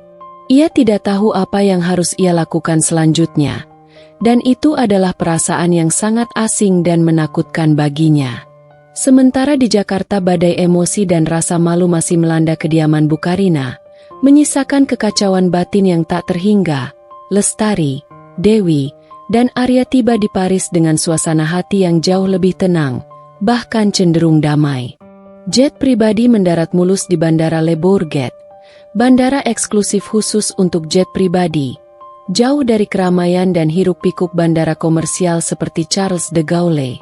Begitu keluar dari jet, udara dingin Paris yang menusuk tulang menyambut mereka. Namun kehangatan di hati ketiganya lebih dominan, seolah mampu menghalau segala rasa dingin. Sebuah mobil mewah hitam mengkilap, sebuah Mercedes S-Class, telah menunggu dengan sopir pribadi yang ramah, siap mengantar mereka ke apartemen pribadi Dewi di kawasan elit dekat Menara Eiffel. Tepatnya di Hauteville, arondisemen ke-16 yang terkenal dengan ketenangan dan kemewahannya yang tersembunyi. Apartemen Dewi, yang terletak di lantai atas sebuah gedung Haussmannian yang megah, jauh dari kesan pamer, namun memancarkan kemewahan yang berkelas dan nyaman dalam setiap detailnya. Furniturnya minimalis modern dengan sentuhan seni kontemporer, didominasi warna-warna netral yang menenangkan. Jendela-jendela besar membentang dari lantai ke langit-langit, menyuguhkan pemandangan kota cahaya yang berkilauan seperti permata dari ketinggian, dengan menara Eiffel yang menjulang anggun di kejauhan. Dewi memang seorang wanita yang menghargai keindahan dalam kesederhanaan, dan hal itu tercermin jelas dalam setiap aspek kehidupannya, termasuk huniannya. "Silakan, Nak, anggap saja rumah sendiri," ujar Dewi dengan senyum ramah, menunjuk ke arah kamar tidur tamu yang luas dan elegan, dilengkapi dengan kamar mandi marmer dan pemandangan kota yang menakjubkan. Istirahatlah dulu. Pasti kalian lelah. Besok pagi kita akan mulai dengan jadwal padat yang sudah menanti. Malam itu, setelah membersihkan diri dan menikmati makan malam sederhana namun lezat yang disiapkan oleh asisten pribadi Dewi yang sudah menunggu di apartemen, hidangan sup bawang Perancis hangat dan steak frites klasik, mereka bertiga berkumpul di ruang keluarga. Dewi duduk di sofa tunggal berlapis bludru, sementara Lestari dan Arya mengambil tempat di sofa panjang di hadapannya, menciptakan lingkaran percakapan yang intim. "Jadi, Bu," Lestari memulai, matanya berbinar penuh semangat. "Rencana kita selanjutnya apa? Saya sudah siap membantu apapun yang Ibu butuhkan. Apapun untuk Srene Mode." Dewi menatap Lestari dengan bangga, sebuah sorot mata yang penuh cinta dan kepercayaan. "Terima kasih, sayang. Ibu tahu kamu pasti akan mendukung sepenuhnya. Seperti yang kamu tahu, Srene Mode sedang dalam tahap ekspansi besar. Kami akan meluncurkan koleksi kutur terbaru yang akan dipamerkan di Paris Fashion Week bulan depan. Ini akan menjadi koleksi terbesar dan paling ambisius kami hingga saat ini. Sebuah masterpiece yang akan menentukan arah masa depan butik." Mata Arya membelalak. Ekspresi terkejut bercampur kagum. "Paris Fashion Week? Itu sangat besar, Bu Dewi. Itu adalah panggung mode paling bergengsi di dunia." "Betul sekali, Nak Arya. Dan karena itu, Ibu ingin Lestari membantuku langsung di sini, menjadi project manager utama untuk pameran ini. Dengan kemampuanmu di bidang konsultasi dan manajemen proyek, serta sense of fashion yang selama ini kau tunjukkan, Ibu yakin kamu bisa mengawasi berbagai aspek, terutama di bagian operasional, branding, dan promosi untuk pasar Asia yang sedang kami incar lebih dalam. Lestari, kamu punya visi yang kuat, pemahaman yang tajam tentang selera pasar global, tapi juga tentang nilai-nilai dan filosofi yang kupedulikan dalam setiap koleksi Srene Mode." Lestari merasa terharu dan bangga. Ini adalah kesempatan yang luar biasa, sebuah pengakuan atas kemampuan dan potensinya yang sesungguhnya, jauh melampaui sekadar bekerja di perusahaan konsultan kecil. Ini adalah langkah besar dalam karirnya. "Tentu saja, Bu. Ini kehormatan besar bagi saya. Saya akan berusaha semaksimal mungkin, dan tidak akan mengecewakan Ibu." "Dan Arya," Dewi melanjutkan, menatap menantunya dengan senyum hangat. "Ibu tahu kamu adalah seorang insinyur, dengan latar belakang yang berbeda. Tapi Ibu juga tahu kamu punya mata yang jeli untuk detail, kemampuan analisis yang kuat, dan manajemen proyek yang terstruktur. Ibu ingin kamu membantu di bagian logistik, teknis pameran, dan bahkan mungkin pengembangan inovasi produk di masa depan. Ini akan jadi pengalaman baru yang berharga untukmu. Dan Ibu yakin kamu bisa belajar banyak, bahkan mungkin menemukan passion baru di sini." Arya mengangguk semangat. Wajahnya berseri-seri. "Terima kasih banyak, Bu Dewi. Ini kehormatan besar bagi saya. Saya pasti akan belajar dengan sungguh-sungguh." Dewi tersenyum puas, memandang kedua generasi muda di hadapannya. "Kita akan bekerja sebagai tim yang solid." Lestari, Arya, ini bukan hanya tentang bisnis atau profit semata. Ini tentang warisan yang akan kita tinggalkan, tentang bagaimana kita bisa terus menciptakan keindahan yang tidak hanya memukau mata, tetapi juga menyentuh hati dan memberi makna. Dan yang terpenting, ini tentang membuktikan bahwa kualitas sejati tidak butuh pengakuan verbal atau kemewahan berlebihan. Ia akan berbicara dan bersinar dengan sendirinya. Dewi melirik Lestari dengan pandangan penuh makna, dan Lestari tahu kalimat terakhir itu adalah pesan yang sangat relevan dengan kejadian di Jakarta, sebuah penegasan atas pelajaran yang baru saja mereka berikan pada Bu Karina. Mereka berdiskusi panjang lebar tentang berbagai detail, timeline pameran, jadwal pertemuan dengan desainer-desainer utama, Sreni Mode, yang berbasis di Paris, koordinasi dengan tim model, hingga persiapan venue di Grand Palais Ephemer yang akan digunakan. Suasana dipenuhi semangat dan antusiasme yang menular. Lestari merasa seperti menemukan tujuan baru dalam hidupnya yang jauh lebih besar. Ia tidak hanya bekerja, tetapi juga membantu mewujudkan visi ibunya yang luar biasa, membangun sesuatu yang bermakna. Arya pun terlihat bersemangat dengan tantangan baru ini. Matanya berbinar dengan ide-ide segar. Di tengah diskusi serius itu, Dewi menatap Lestari dengan pandangan lembut, penuh kasih sayang seorang ibu. Satu hal lagi, Nak, mengenai kejadian semalam. Ibu tahu kamu melakukannya demi ibu, dan ibu sangat menghargainya. Ibu hanya berharap semua ini bisa menjadi pelajaran yang berarti bagi Bu Karina, bahwa ada banyak hal yang tidak bisa dinilai dari sekadar penampilan luar atau status sosial. Lestari mengangguk, sorot matanya melembut. Saya harap begitu, Bu. Saya tidak punya niat buruk untuk menghancurkan. Saya hanya ingin dia mengerti tentang arti sebenarnya dari harga diri dan hormat. Malam itu, mereka tidur dengan hati yang tenang, penuh harapan dan rencana baru yang cemerlang. Jauh dari drama dan kesombongan dunia sosialita Jakarta, mereka menemukan kebahagiaan dan tujuan yang lebih besar di kota cahaya ini, sebuah tempat di mana impian-impian besar Dewi terus tumbuh dan kini akan Lestari bantu untuk terus berkembang, membawa Sreni Mode ke puncak yang lebih tinggi lagi. Sementara di Paris, Lestari, Dewi, dan Arya sibuk tenggelam dalam pusaran persiapan megah Paris Fashion Week, bekerja dengan dedikasi penuh di balik layar kemewahan. Di Jakarta, badai media dan gosip justru baru saja mencapai puncaknya, menghantam kediaman Bu Karina seperti gelombang tsunami. Kabar mengenai jet pribadi yang mendarat secara tak terduga di samping hotel tempat Bu Karina mengadakan pesta ulang tahun pernikahannya, ditambah rumor tentang pemilik Sreni Mode, yang misterius adalah ibu dari menantu yang sering ia hina, menyebar dengan kecepatan kilat, jauh melampaui kendali Bu Karina. Awalnya, berita itu hanya beredar di kalangan internal sosialita kelas atas, disebarkan melalui grup chat WhatsApp eksklusif yang penuh intrik dan pertemuan rahasia di kafe-kafe mahal. Namun, tidak butuh waktu lama bagi influencer gosip, akun-akun Instagram anonim yang haus sensasi, dan media online untuk mencium aroma drama ini. Judul-judul bombastis mulai bermunculan di portal berita daring dan majalah gaya hidup digital. Skandal pesta sosialita, jet pribadi misterius singkap identitas miliarder, tersembunyi.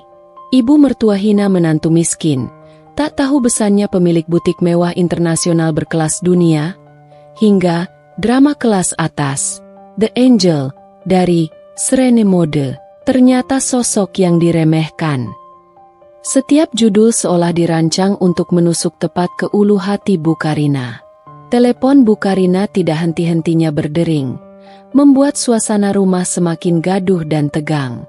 Bukan hanya dari teman-temannya yang kini terdengar mencibir atau menjauh, tetapi juga dari wartawan yang haus berita eksklusif, dan yang lebih parah, dari klien-klien penting butiknya yang mulai mempertanyakan reputasi dirinya dan profesionalisme butiknya. Butik mewah miliknya yang selama ini menjadi kebanggaan dan lambang status sosial, kini seolah kehilangan pamor. Beberapa pesanan tiba-tiba dibatalkan dengan alasan klise, dan jadwal konsultasi mendadak kosong. Yang lebih parah, beberapa klien penting, terutama mereka yang sangat peduli pada integritas, mulai terang-terangan melirik butik-butik lain, mencari desainer yang lebih autentik dan berintegritas, yang tidak terlibat dalam drama memalukan seperti ini. Ini semua salah Lestari dan ibunya. Bu Karina berteriak histeris pada Pak Danu di suatu pagi. Suaranya parau dan serak karena kurang tidur dan terus-menerus marah. Ruangan keluarga mereka dipenuhi lembaran koran dan tablet yang menampilkan berita-berita memalukan tentang dirinya. Mereka sengaja menghancurkanku. Mereka merencanakan ini semua. Pak Danu hanya menghela napas panjang. Tatapan matanya lelah dan prihatin. Karina, Berapa kali harus kubilang? Ini konsekuensi dari perbuatanmu sendiri. Mereka tidak menghancurkanmu. Kamu yang menghancurkan dirimu sendiri dengan kesombongan dan lidah tajammu. Berhentilah menyalahkan orang lain. Bu Karina menolak untuk menerima kenyataan pahit itu. Egonya yang menjulang tinggi mencegahnya untuk mengakui kesalahan. Ia tidak bisa diam. Reputasinya adalah segalanya baginya. Dan ia merasa seperti sedang tenggelam dalam lumpur aib. Ia harus melakukan sesuatu untuk memulihkan citranya. Apapun caranya. Aku harus tampil di publik, kata Bu Karina dengan tekad membara. Sebuah rencana nekat terlintas di benaknya. Aku akan mengadakan konferensi pers. Menjelaskan semuanya. Mengatakan bahwa ini hanyalah salah paham belaka. Mungkin aku akan bilang Lestari dan ibunya itu partner bisnisku yang memang sengaja menjaga privasi untuk strategi pemasaran, Serene Mode. Ya, itu ide bagus. Sebuah ide licik muncul di benaknya. Sebuah upaya pencitraan diri yang penuh kepalsuan. Pak Danu menatap istrinya dengan tatapan tak percaya yang sulit disembunyikan. Karina, jangan gila. Itu hanya akan memperburuk keadaan. Kamu akan terlihat semakin tidak tulus. Kebohongan itu akan terbongkar dengan mudah. Dan itu hanya akan menambah coreng di wajah kita. Namun, Bu Karina tak mendengarkan. Egonya terlalu besar. Kebutuhannya akan validasi sosial terlalu kuat. Ia segera menghubungi PR pribadinya. Sarah, seorang wanita cerdik yang selalu punya 1001 cara untuk memoles citra. Ia mengatur jadwal wawancara eksklusif dengan majalah gaya hidup terkemuka, dan bahkan merencanakan sebuah acara amal besar dengan mengundang banyak selebriti, berusaha menampilkan diri sebagai wanita dermawan yang berhati mulia, di tengah semua tuduhan. Ia mengenakan gaun-gaun paling mahal dari koleksi terbarunya, perhiasan paling berkilauan, dan selalu tersenyum manis di depan kamera, berusaha keras menunjukkan bahwa ia tidak terpengaruh, bahwa ia tetap berada di puncak piramida sosial. Bu Karina, saran Sarah, PR pribadinya, dalam sebuah panggilan telepon. Untuk memulihkan citra Anda secara total, kita harus menunjukkan bahwa hubungan Anda dengan keluarga Lestari baik-baik saja, bahkan erat. Salah satu cara terbaik adalah dengan mendekat. Bu Karina bisa datang ke Paris Fashion Week, menunjukkan dukungan penuh untuk Serene Mode di acara paling bergengsi itu. Itu akan sangat bagus untuk citra Anda dan juga butik Anda. Bu Karina terdiam sejenak. Pikiran untuk bertemu langsung dengan Dewi dan Lestari di Paris, di tengah kejayaan mereka, di panggung yang telah Lestari ciptakan, terasa seperti pil pahit yang sangat sulit ia telan. Ia akan menjadi penonton di pertunjukan yang sejatinya adalah milik Dewi. Namun, ia tahu itu adalah satu-satunya jalan untuk menyelamatkan sisa-sisa reputasinya yang hancur. Dengan berat hati, dan di bawah desakan kuat dari tim PR-nya yang terus-menerus memberikan tekanan, ia akhirnya setuju. Sebuah tiket kelas 1 ke Paris telah dipesan, dengan tanggal yang bertepatan persis dengan hari-hari puncak acara Paris Fashion Week. Ia akan pergi, bukan untuk mendukung, melainkan untuk mempertaruhkan pencitraan terakhirnya, sekaligus mencari celah untuk kembali menunjukkan dominasinya, atau setidaknya, berusaha terlihat seolah ia memang bagian dari lingkaran eksklusif itu. Paris Fashion Week adalah panggung megah bagi industri mode global, sebuah ajang di mana tren baru dilahirkan dan bintang-bintang bersinar. Dan kali ini, Serene Mode menjadi salah satu bintang utamanya yang paling dinanti. Di balik panggung, suasana terasa tegang namun penuh semangat yang membara. Puluhan orang bergerak cepat, sibuk dengan tugas masing-masing, namun semua dalam koordinasi yang presisi. Lestari, yang kini resmi menjabat sebagai Associate Director for International Relations Marketing di Serene Mode, bergerak cekatan bagai konduktor orkestra, memastikan setiap detail berjalan sempurna. Ia berkoordinasi langsung dengan tim desainer utama, para model yang akan berjalan di catwalk, penata rias dan penata rambut yang sibuk, hingga tim teknis yang mengurus pencahayaan dan musik. Ia terlihat anggun namun tegas, memancarkan aura profesionalisme yang meyakinkan. Di sampingnya, Arya, yang ditugaskan di bagian logistik dan koordinasi venue, menunjukkan kemampuan adaptasi yang luar biasa. Meski ini dunia baru baginya, ia mengawasi penataan panggung yang kompleks, sistem pencahayaan yang rumit, hingga urusan sound system dengan ketelitian seorang insinyur. Dewi, dengan ketenangannya yang khas, mengawasi dari jauh, duduk di area khusus di belakang panggung. Matanya yang tajam mengamati setiap persiapan, sesekali memberikan masukan strategis yang singkat namun tepat sasaran. Ia tampak puas melihat Lestari dan Arya bekerja sama dengan sangat baik, mengemban tanggung jawab besar dengan penuh dedikasi. Ini adalah impiannya yang kini terwujud, melihat butiknya tidak hanya berkembang pesat, tetapi yang terpenting, melihat Lestari menemukan passion dan potensi tersembunyinya yang sesungguhnya di dunia mode internasional. Hari pertunjukan tiba. Venue yang dipilih adalah sebuah galeri seni bersejarah yang ikonik di Marais. Telah disulap menjadi catwalk modern yang futuristik, namun tetap mempertahankan pesona arsitektur klasiknya. Karpet merah membentang panjang, diapit deretan kursi yang tertata rapi.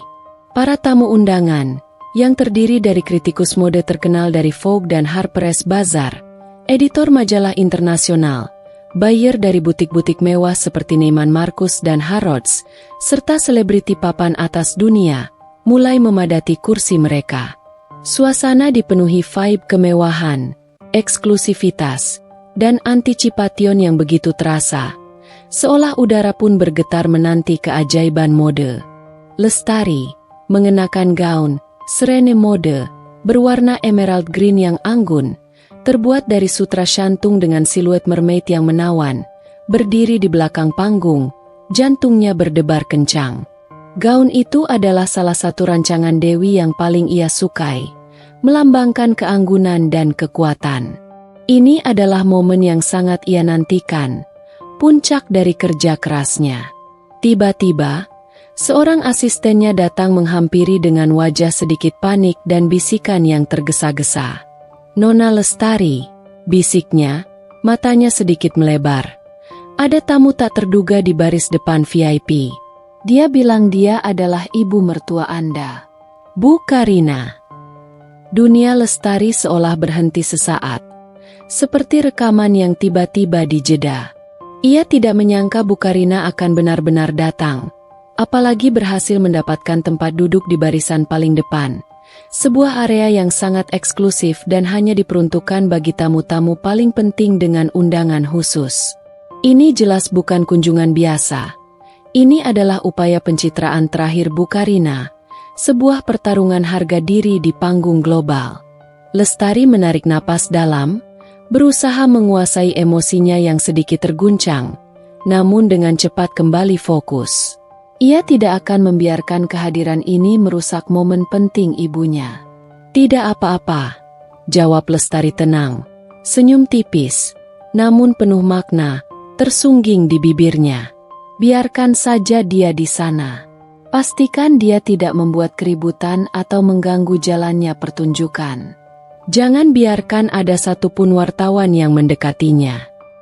Tak lama kemudian, lampu-lampu di venue meredup, dan musik mulai mengalun, sebuah melodi orkestra modern yang epik, pertanda show akan segera dimulai. Lampu-lampu sorot menyoroti catwalk yang panjang. Koleksi kutur, Serene mode, terbaru mulai dipamerkan. Para model melangkah anggun, memamerkan gaun-gaun dengan desain inovatif, sentuhan kain tradisional Indonesia seperti batik dan tenun yang dipadukan dengan siluet modern Eropa yang dramatis, dan detail hand embroidery yang rumit, membutuhkan ribuan jam kerja. Setiap helaan napas para penonton tertahan, kagum pada keindahan yang tersaji di hadapan mereka. Koleksi itu adalah perpaduan sempurna antara warisan budaya dan visi masa depan. Di barisan depan, di antara editor-editor mode dan selebriti papan atas, Bu Karina duduk tegak, mencoba terlihat seanggun mungkin. Ia mengenakan gaun paling mahal yang ia miliki, berwarna merah menyala, dan perhiasan berliannya berkilauan mencolok di bawah lampu sorot, seolah ingin menarik semua perhatian padanya. Ia berusaha memasang ekspresi bangga dan tersenyum pada setiap kamera yang melintas. Bahkan mencoba melambai dengan percaya diri, seolah ia adalah tuan rumah acara tersebut. Seolah ia punya andil besar dalam kesuksesan Srene Mode ini. Ia melambaikan tangan, bahkan beberapa kali menunjuk ke arah catwalk dengan ekspresi sok akrab pada Dewi yang berdiri di ujung catwalk saat koleksi terakhir keluar, mencoba menarik perhatian media. Ia berharap kehadirannya akan menunjukkan kepada dunia bahwa ia tidak terpengaruh oleh rumor di Jakarta, dan bahwa hubungannya dengan Srene Mode serta pemiliknya baik-baik saja, bahkan erat. Namun, Lestari tahu apa yang sebenarnya terjadi.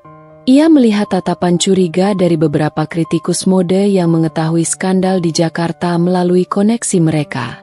Senyum Bu Karina yang dipaksakan dan usahanya yang terlalu keras untuk menarik perhatian, justru membuatnya terlihat canggung, putus asa, dan tidak tulus di mata para ahli mode yang menilai keaslian. Dalam dunia mode, keaslian dan integritas adalah segalanya. Dan Bu Karina, dengan segala kepura-puraannya, tampak jauh dari itu. Ia adalah sebuah discord di tengah harmoni sempurna pertunjukan Srene Mode. Di balik panggung, Dewi, Lestari, dan Arya saling pandang. Ada senyum tipis penuh pengertian di wajah Dewi, senyum yang mengisyaratkan pemahaman bahwa upaya Bu Karina adalah bumerang. Ini adalah momen Dewi untuk bersinar terang, dan upaya Bu Karina untuk menumpang cahaya justru hanya akan memperjelas perbedaan kelas dan etika di antara mereka. Pertunjukan terus berlanjut dengan gemerlap, dan setiap koleksi yang tampil semakin menegaskan mengapa Srene Mode adalah salah satu brand yang paling dicari, dihormati, dan dianggap sebagai masa depan mode. Suara tepuk tangan membahana di seluruh galeri seni yang kini dipenuhi gemuruh kekaguman. Koleksi kutur terbaru, Srene Mode, sukses besar, melampaui ekspektasi. Para kritikus mode terkemuka, editor majalah internasional, dan buyer dari butik-butik mewah bangkit berdiri serempak, memberikan standing ovation yang meriah. Kilatan lampu kamera berkedip tanpa henti, mengabadikan setiap momen kejayaan ini. Dewi, dengan Lestari dan Arya di kedua sisinya, melangkah anggun ke ujung catwalk untuk memberikan penghormatan terakhir. Dewi tampak berseri-seri, matanya berkaca-kaca menahan haru, melihat hasil jerih payahnya kini diakui dunia. Lestari tersenyum bangga, meraih tangan ibunya dan menggenggamnya erat, sebuah simbol dukungan dan ikatan batin yang kuat. Arya juga ikut tersenyum lebar, sangat bangga menjadi bagian dari tim yang menciptakan mahakarya ini. Di barisan paling depan, Bu Karina melihat semua itu dengan mata kepala sendiri. Senyumnya yang tadinya dipaksakan, yang ia ukir mati-matian di wajahnya sejak awal pertunjukan, kini memudar sepenuhnya, digantikan oleh ekspresi pahit yang tak bisa ia sembunyikan. Ia melihat bagaimana Dewi, wanita yang selalu ia anggap rendah, wanita yang ia hina dengan cibiran, kini dipuja dan dihormati oleh seluruh dunia mode internasional. Ia melihat Lestari, menantunya yang selama ini ia pandang pendiam dan kurang berkelas, kini berdiri tegak di samping Dewi, memancarkan aura kepercayaan diri dan profesionalisme yang luar biasa, seolah ia adalah penerus tahta yang siap memimpin. Dan yang paling menyakitkan, ia melihat putranya, Arya, yang seharusnya berada di sisinya, justru tersenyum bangga pada Lestari dan Dewi, seolah ia sepenuhnya mendukung mereka, meninggalkan dirinya sendirian dalam kekalahannya. Ia mencoba bangkit untuk ikut bertepuk tangan, demi menjaga citranya di mata orang lain yang mungkin meliriknya, tetapi tangannya terasa berat, dan senyumnya kaku, seperti topeng yang retak. Ia merasa seperti pecundang di tengah keramaian ini, Di panggung gemerlap Paris Fashion Week yang seharusnya ia dominasi dengan kekayaannya, upaya pencitraannya gagal total. Para kritikus dan editor mode sibuk memuji Serene Mode, berdesakan untuk mewawancarai Dewi, dan tak ada satupun yang menoleh ke arahnya, apalagi mewawancarainya. Ia hanyalah sebuah bayangan di tengah sorotan yang terang benderang, sebuah figur tak berarti yang terlupakan di tengah kilauan bintang-bintang sejati. Setelah finale, saat model-model terakhir berjalan bersama dengan Dewi dan para desainer, para tamu mulai berhamburan menuju area after party yang meriah. Dewi, Lestari, dan Arya dikerumuni wartawan, fotografer, dan penggemar. Dewi dengan sabar menjawab pertanyaan-pertanyaan yang datang bertubi-tubi.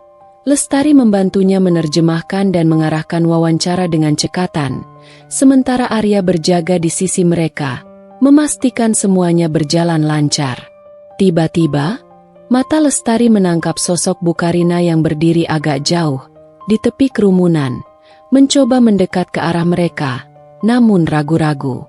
Ada ekspresi yang sulit diartikan di wajah Bu Karina, campuran kekalahan, dendam yang masih tersisa, namun juga sedikit keraguan, seolah ia berada di persimpangan jalan antara mempertahankan ego atau mengakui kenyataan. Lestari menoleh pada ibunya, berbisik pelan. "Bu, sepertinya ada tamu yang ingin menyapa Anda," bisiknya, memberi isyarat ke arah Bu Karina dengan pandangan mata. Dewi mengikuti pandangan Lestari, dan melihat Bu Karina. Senyum di wajah Dewi memudar sedikit.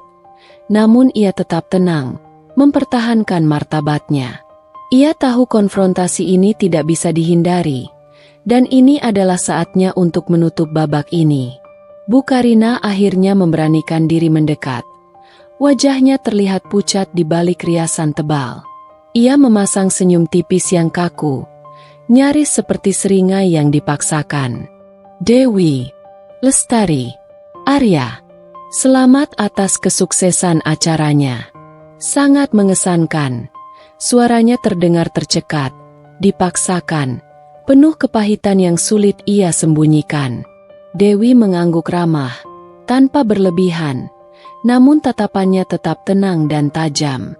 "Terima kasih, Karina. Anda datang jauh-jauh dari Jakarta. Saya menghargainya." Tidak ada nada sinis, hanya ketenangan yang justru membuat Bu Karina makin tersudut. Lestari menatap Bu Karina, senyumnya tetap terjaga, namun ada ketegasan yang jelas di matanya, sebuah sinyal bahwa Lestari tidak akan melupakan apa yang telah terjadi. "Ya, Bu Karina, kami senang Anda bisa menyaksikan sendiri bagaimana Serene Mode bekerja dan mengapa kualitas sejati adalah kunci." Bu Karina menelan ludah dengan susah payah. Ia ingin mengatakan sesuatu yang tajam, ingin membalas dan melontarkan cibiran seperti biasanya, tapi lidahnya terasa keluh. Di hadapan kesuksesan yang begitu nyata, gemerlap sorotan media, dan aura tenang yang memancar dari Dewi serta Lestari, kata-katanya terasa tidak berarti, bahkan picik. Ia merasa sangat kecil, sangat kecil, di hadapan kebesaran yang ia coba remehkan. Ia datang untuk memulihkan citra, tetapi justru semakin terpuruk. Aibnya kini tak hanya disaksikan sosialita Jakarta, tapi juga dunia. Aku harus pergi sekarang," kata Bu Karina tiba-tiba. Suaranya hampir tidak terdengar, seperti bisikan yang tertelan gemuruh tepuk tangan. Ia berbalik dengan cepat, nyaris berlari keluar dari area after party, melewati kerumunan yang sibuk merayakan dan tidak peduli padanya. Ia tidak bisa lagi menahan rasa malu, kekalahan, dan harga diri yang begitu mendalam yang menghantamnya. Lestari dan Dewi saling pandang. Ada sedikit rasa kasihan di mata Dewi, sebuah empati yang tulus meskipun ia telah dihina. Namun Lestari tahu, ini adalah harga yang harus dibayar oleh kesombongan, sebuah pelajaran pahit yang mungkin tidak akan pernah dilupakan Bu Karina. Mereka telah membuktikan bahwa kesederhanaan, ketulusan, dan integritas jauh lebih berharga dan kuat daripada kemewahan yang dipamerkan semata.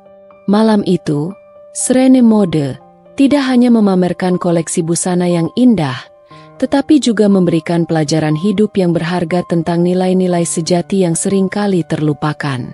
Setelah Paris Fashion Week yang gemilang, Lestari dan Arya kembali ke Jakarta, meninggalkan Dewi untuk menyelesaikan beberapa urusan bisnis di Eropa. Sambutan di rumah terasa berbeda. Pak Danu terlihat lega dan bangga. Namun Bu Karina masih diselimuti keheningan yang tebal, menjauhi mereka. Beberapa hari berlalu. Bu Karina masih enggan berbicara langsung dengan Lestari dan Arya mengenai kejadian di Paris. Ia lebih banyak mengurung diri, atau keluar rumah tanpa memberitahu siapapun. Perubahan sikapnya mencolok. Dari yang biasanya cerewet dan mendominasi, kini menjadi pendiam dan murung. Arya mencoba mendekatinya beberapa kali, namun selalu dihindari. Lestari membiarkan Bu Karina dengan kesendiriannya. Ia tahu, waktu adalah penyembuh terbaik. Ia juga sibuk dengan urusan rumah tangga dan mempersiapkan diri untuk proyek-proyek Srene Mode selanjutnya yang akan ia tangani dari Jakarta. Suatu sore, saat Lestari sedang di taman, Bu Karina menghampirinya. Wajahnya terlihat lelah, matanya sembab. Ia berdiri di hadapan Lestari, terdiam cukup lama. "Lestari," akhirnya Bu Karina bersuara, nadanya pelan dan bergetar, jauh dari nada sombong biasanya. Aku minta maaf."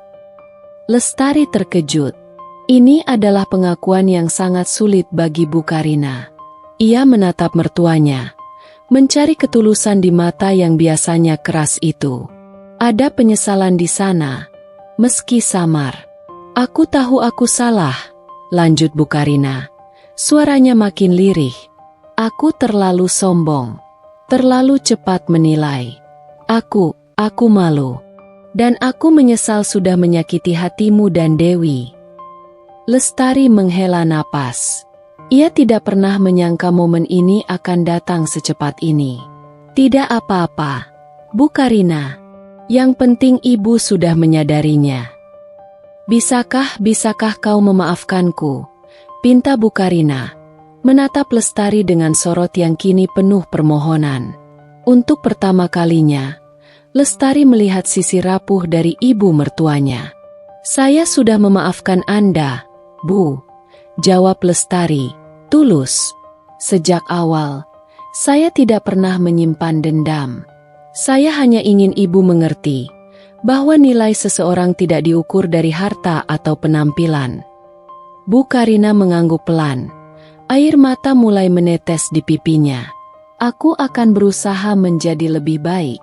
Aku ingin belajar dari Dewi." Meskipun permintaan maaf ini terasa sulit bagi Bu Karina, dan prosesnya masih panjang, Lestari tahu ini adalah awal dari sebuah babak baru. Hubungan yang tadinya penuh ketegangan, kini memiliki celah untuk berdamai. Damai yang mungkin sulit didapatkan, namun sangat berarti. Waktu berlalu, membawa perubahan perlahan namun pasti di kediaman keluarga Arya.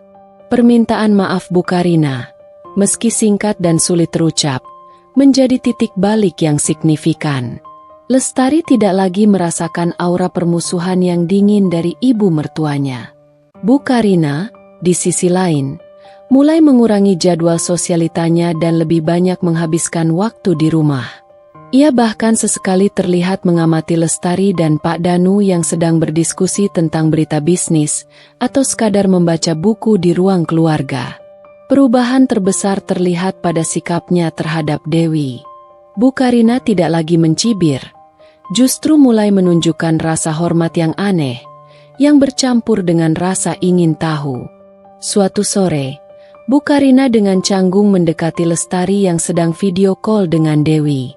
"Lestari, apakah ibumu bersedia mengajariku beberapa teknik menjahit dasar? Atau mungkin tentang pemilihan kain?" tanya Bu Karina dengan suara pelan, hampir tidak terdengar. Ini adalah permintaan yang sungguh tidak terduga dari seorang Bu Karina yang selalu membanggakan butiknya. Lestari tersenyum. Tentu, Bu. Saya yakin Ibu akan sangat senang. Lestari segera menyampaikan permintaan itu pada Dewi. Dewi, yang selalu berhati mulia, menyambutnya dengan tangan terbuka. Tidak lama kemudian, Dewi kembali ke Jakarta untuk beberapa hari. Kehadirannya kali ini berbeda. Bu Karina tidak lagi memasang wajah masam, justru berusaha bersikap ramah. Mereka mulai menghabiskan waktu di studio jahit kecil yang disiapkan Lestari di rumah, atau sekadar berbincang di teras sambil minum teh. Bu Karina mengajukan pertanyaan tentang kain, pola, dan tren mode, dan Dewi menjawab dengan sabar dan detail. Perlahan, dinding es di antara mereka mulai mencair. Arya dan Pak Danu mengamati perubahan ini dengan kelegaan. Keluarga mereka, yang tadinya terpecah belah oleh kesombongan dan kesalahpahaman, kini mulai menemukan harmoninya kembali. Arya semakin bangga pada Lestari yang telah menjadi jembatan rekonsiliasi ini. Perannya di Serene Mode juga semakin signifikan. Ia sering bolak-balik Paris Jakarta, membantu pengembangan teknologi tekstil dan logistik. Hubungan Lestari dan Bu Karina memang tidak langsung berubah menjadi hangat seperti ibu dan anak kandung. Namun ada rasa saling menghargai yang tumbuh. Bu Karina mulai memahami bahwa kekayaan sejati bukan hanya tentang apa yang dipamerkan, melainkan tentang karakter, integritas, dan kemampuan untuk berbuat baik. Ia bahkan mulai lebih sering menyumbangkan sebagian keuntungan butiknya untuk kegiatan sosial, meniru jejak Dewi. Pada akhirnya, kejadian di pesta ulang tahun pernikahan itu menjadi sebuah pelajaran yang tak terlupakan. Bukan hanya bagi Bu Karina, tetapi juga bagi Lestari dan Arya. Mereka belajar bahwa nilai seseorang tidak ditentukan oleh status sosial atau harta benda, melainkan oleh hati dan perbuatan. Dan bahwa keluarga, dengan segala kerumitannya, selalu patut diperjuangkan. Masa depan terbentang luas. Serene Mode terus berjaya di panggung dunia, dengan Lestari dan Arya di garis depan, membawa visi dan warisan Dewi ke tingkat yang lebih tinggi.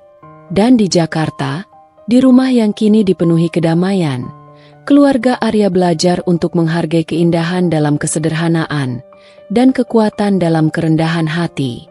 Sebuah harmoni baru telah tercipta. Waktu terus bergulir.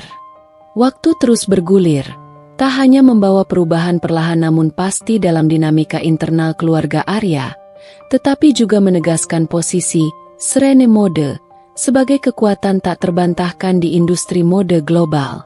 Sebuah jejak yang dimulai dari mimpi sederhana Dewi, kini berkembang menjadi warisan yang memukau dunia. Di bawah kepemimpinan visioner Dewi sebagai pendiri, Lestari sebagai tangan kanannya yang cerdas dan inovatif, serta Arya yang semakin mahir dalam urusan operasional, logistik, dan pengembangan inovasi berkelanjutan, Serene Mode tidak hanya mempertahankan dominasinya di panggung kutur Paris, tetapi juga melebarkan sayapnya ke pasar-pasar baru yang menjanjikan. Kupu-kupu emas, logo ikonik Serene Mode yang melambangkan keindahan, transformasi, dan kebebasan, kini dapat dilihat di pusat-pusat mode besar Asia seperti Tokyo dan Shanghai, bahkan merambah ke Timur Tengah dengan butik-butik eksklusif di Dubai. Lestari, dengan pemahaman mendalamnya tentang budaya yang beragam dan selera pasar yang terus berubah, berhasil meluncurkan berbagai koleksi kapsul khusus. Koleksi-koleksi ini memadukan keanggunan siluet Eropa yang abadi dengan sentuhan kain dan motif tradisional Indonesia yang khas, mendapatkan pujian universal dari kritikus mode internasional dan konsumen yang semakin cerdas.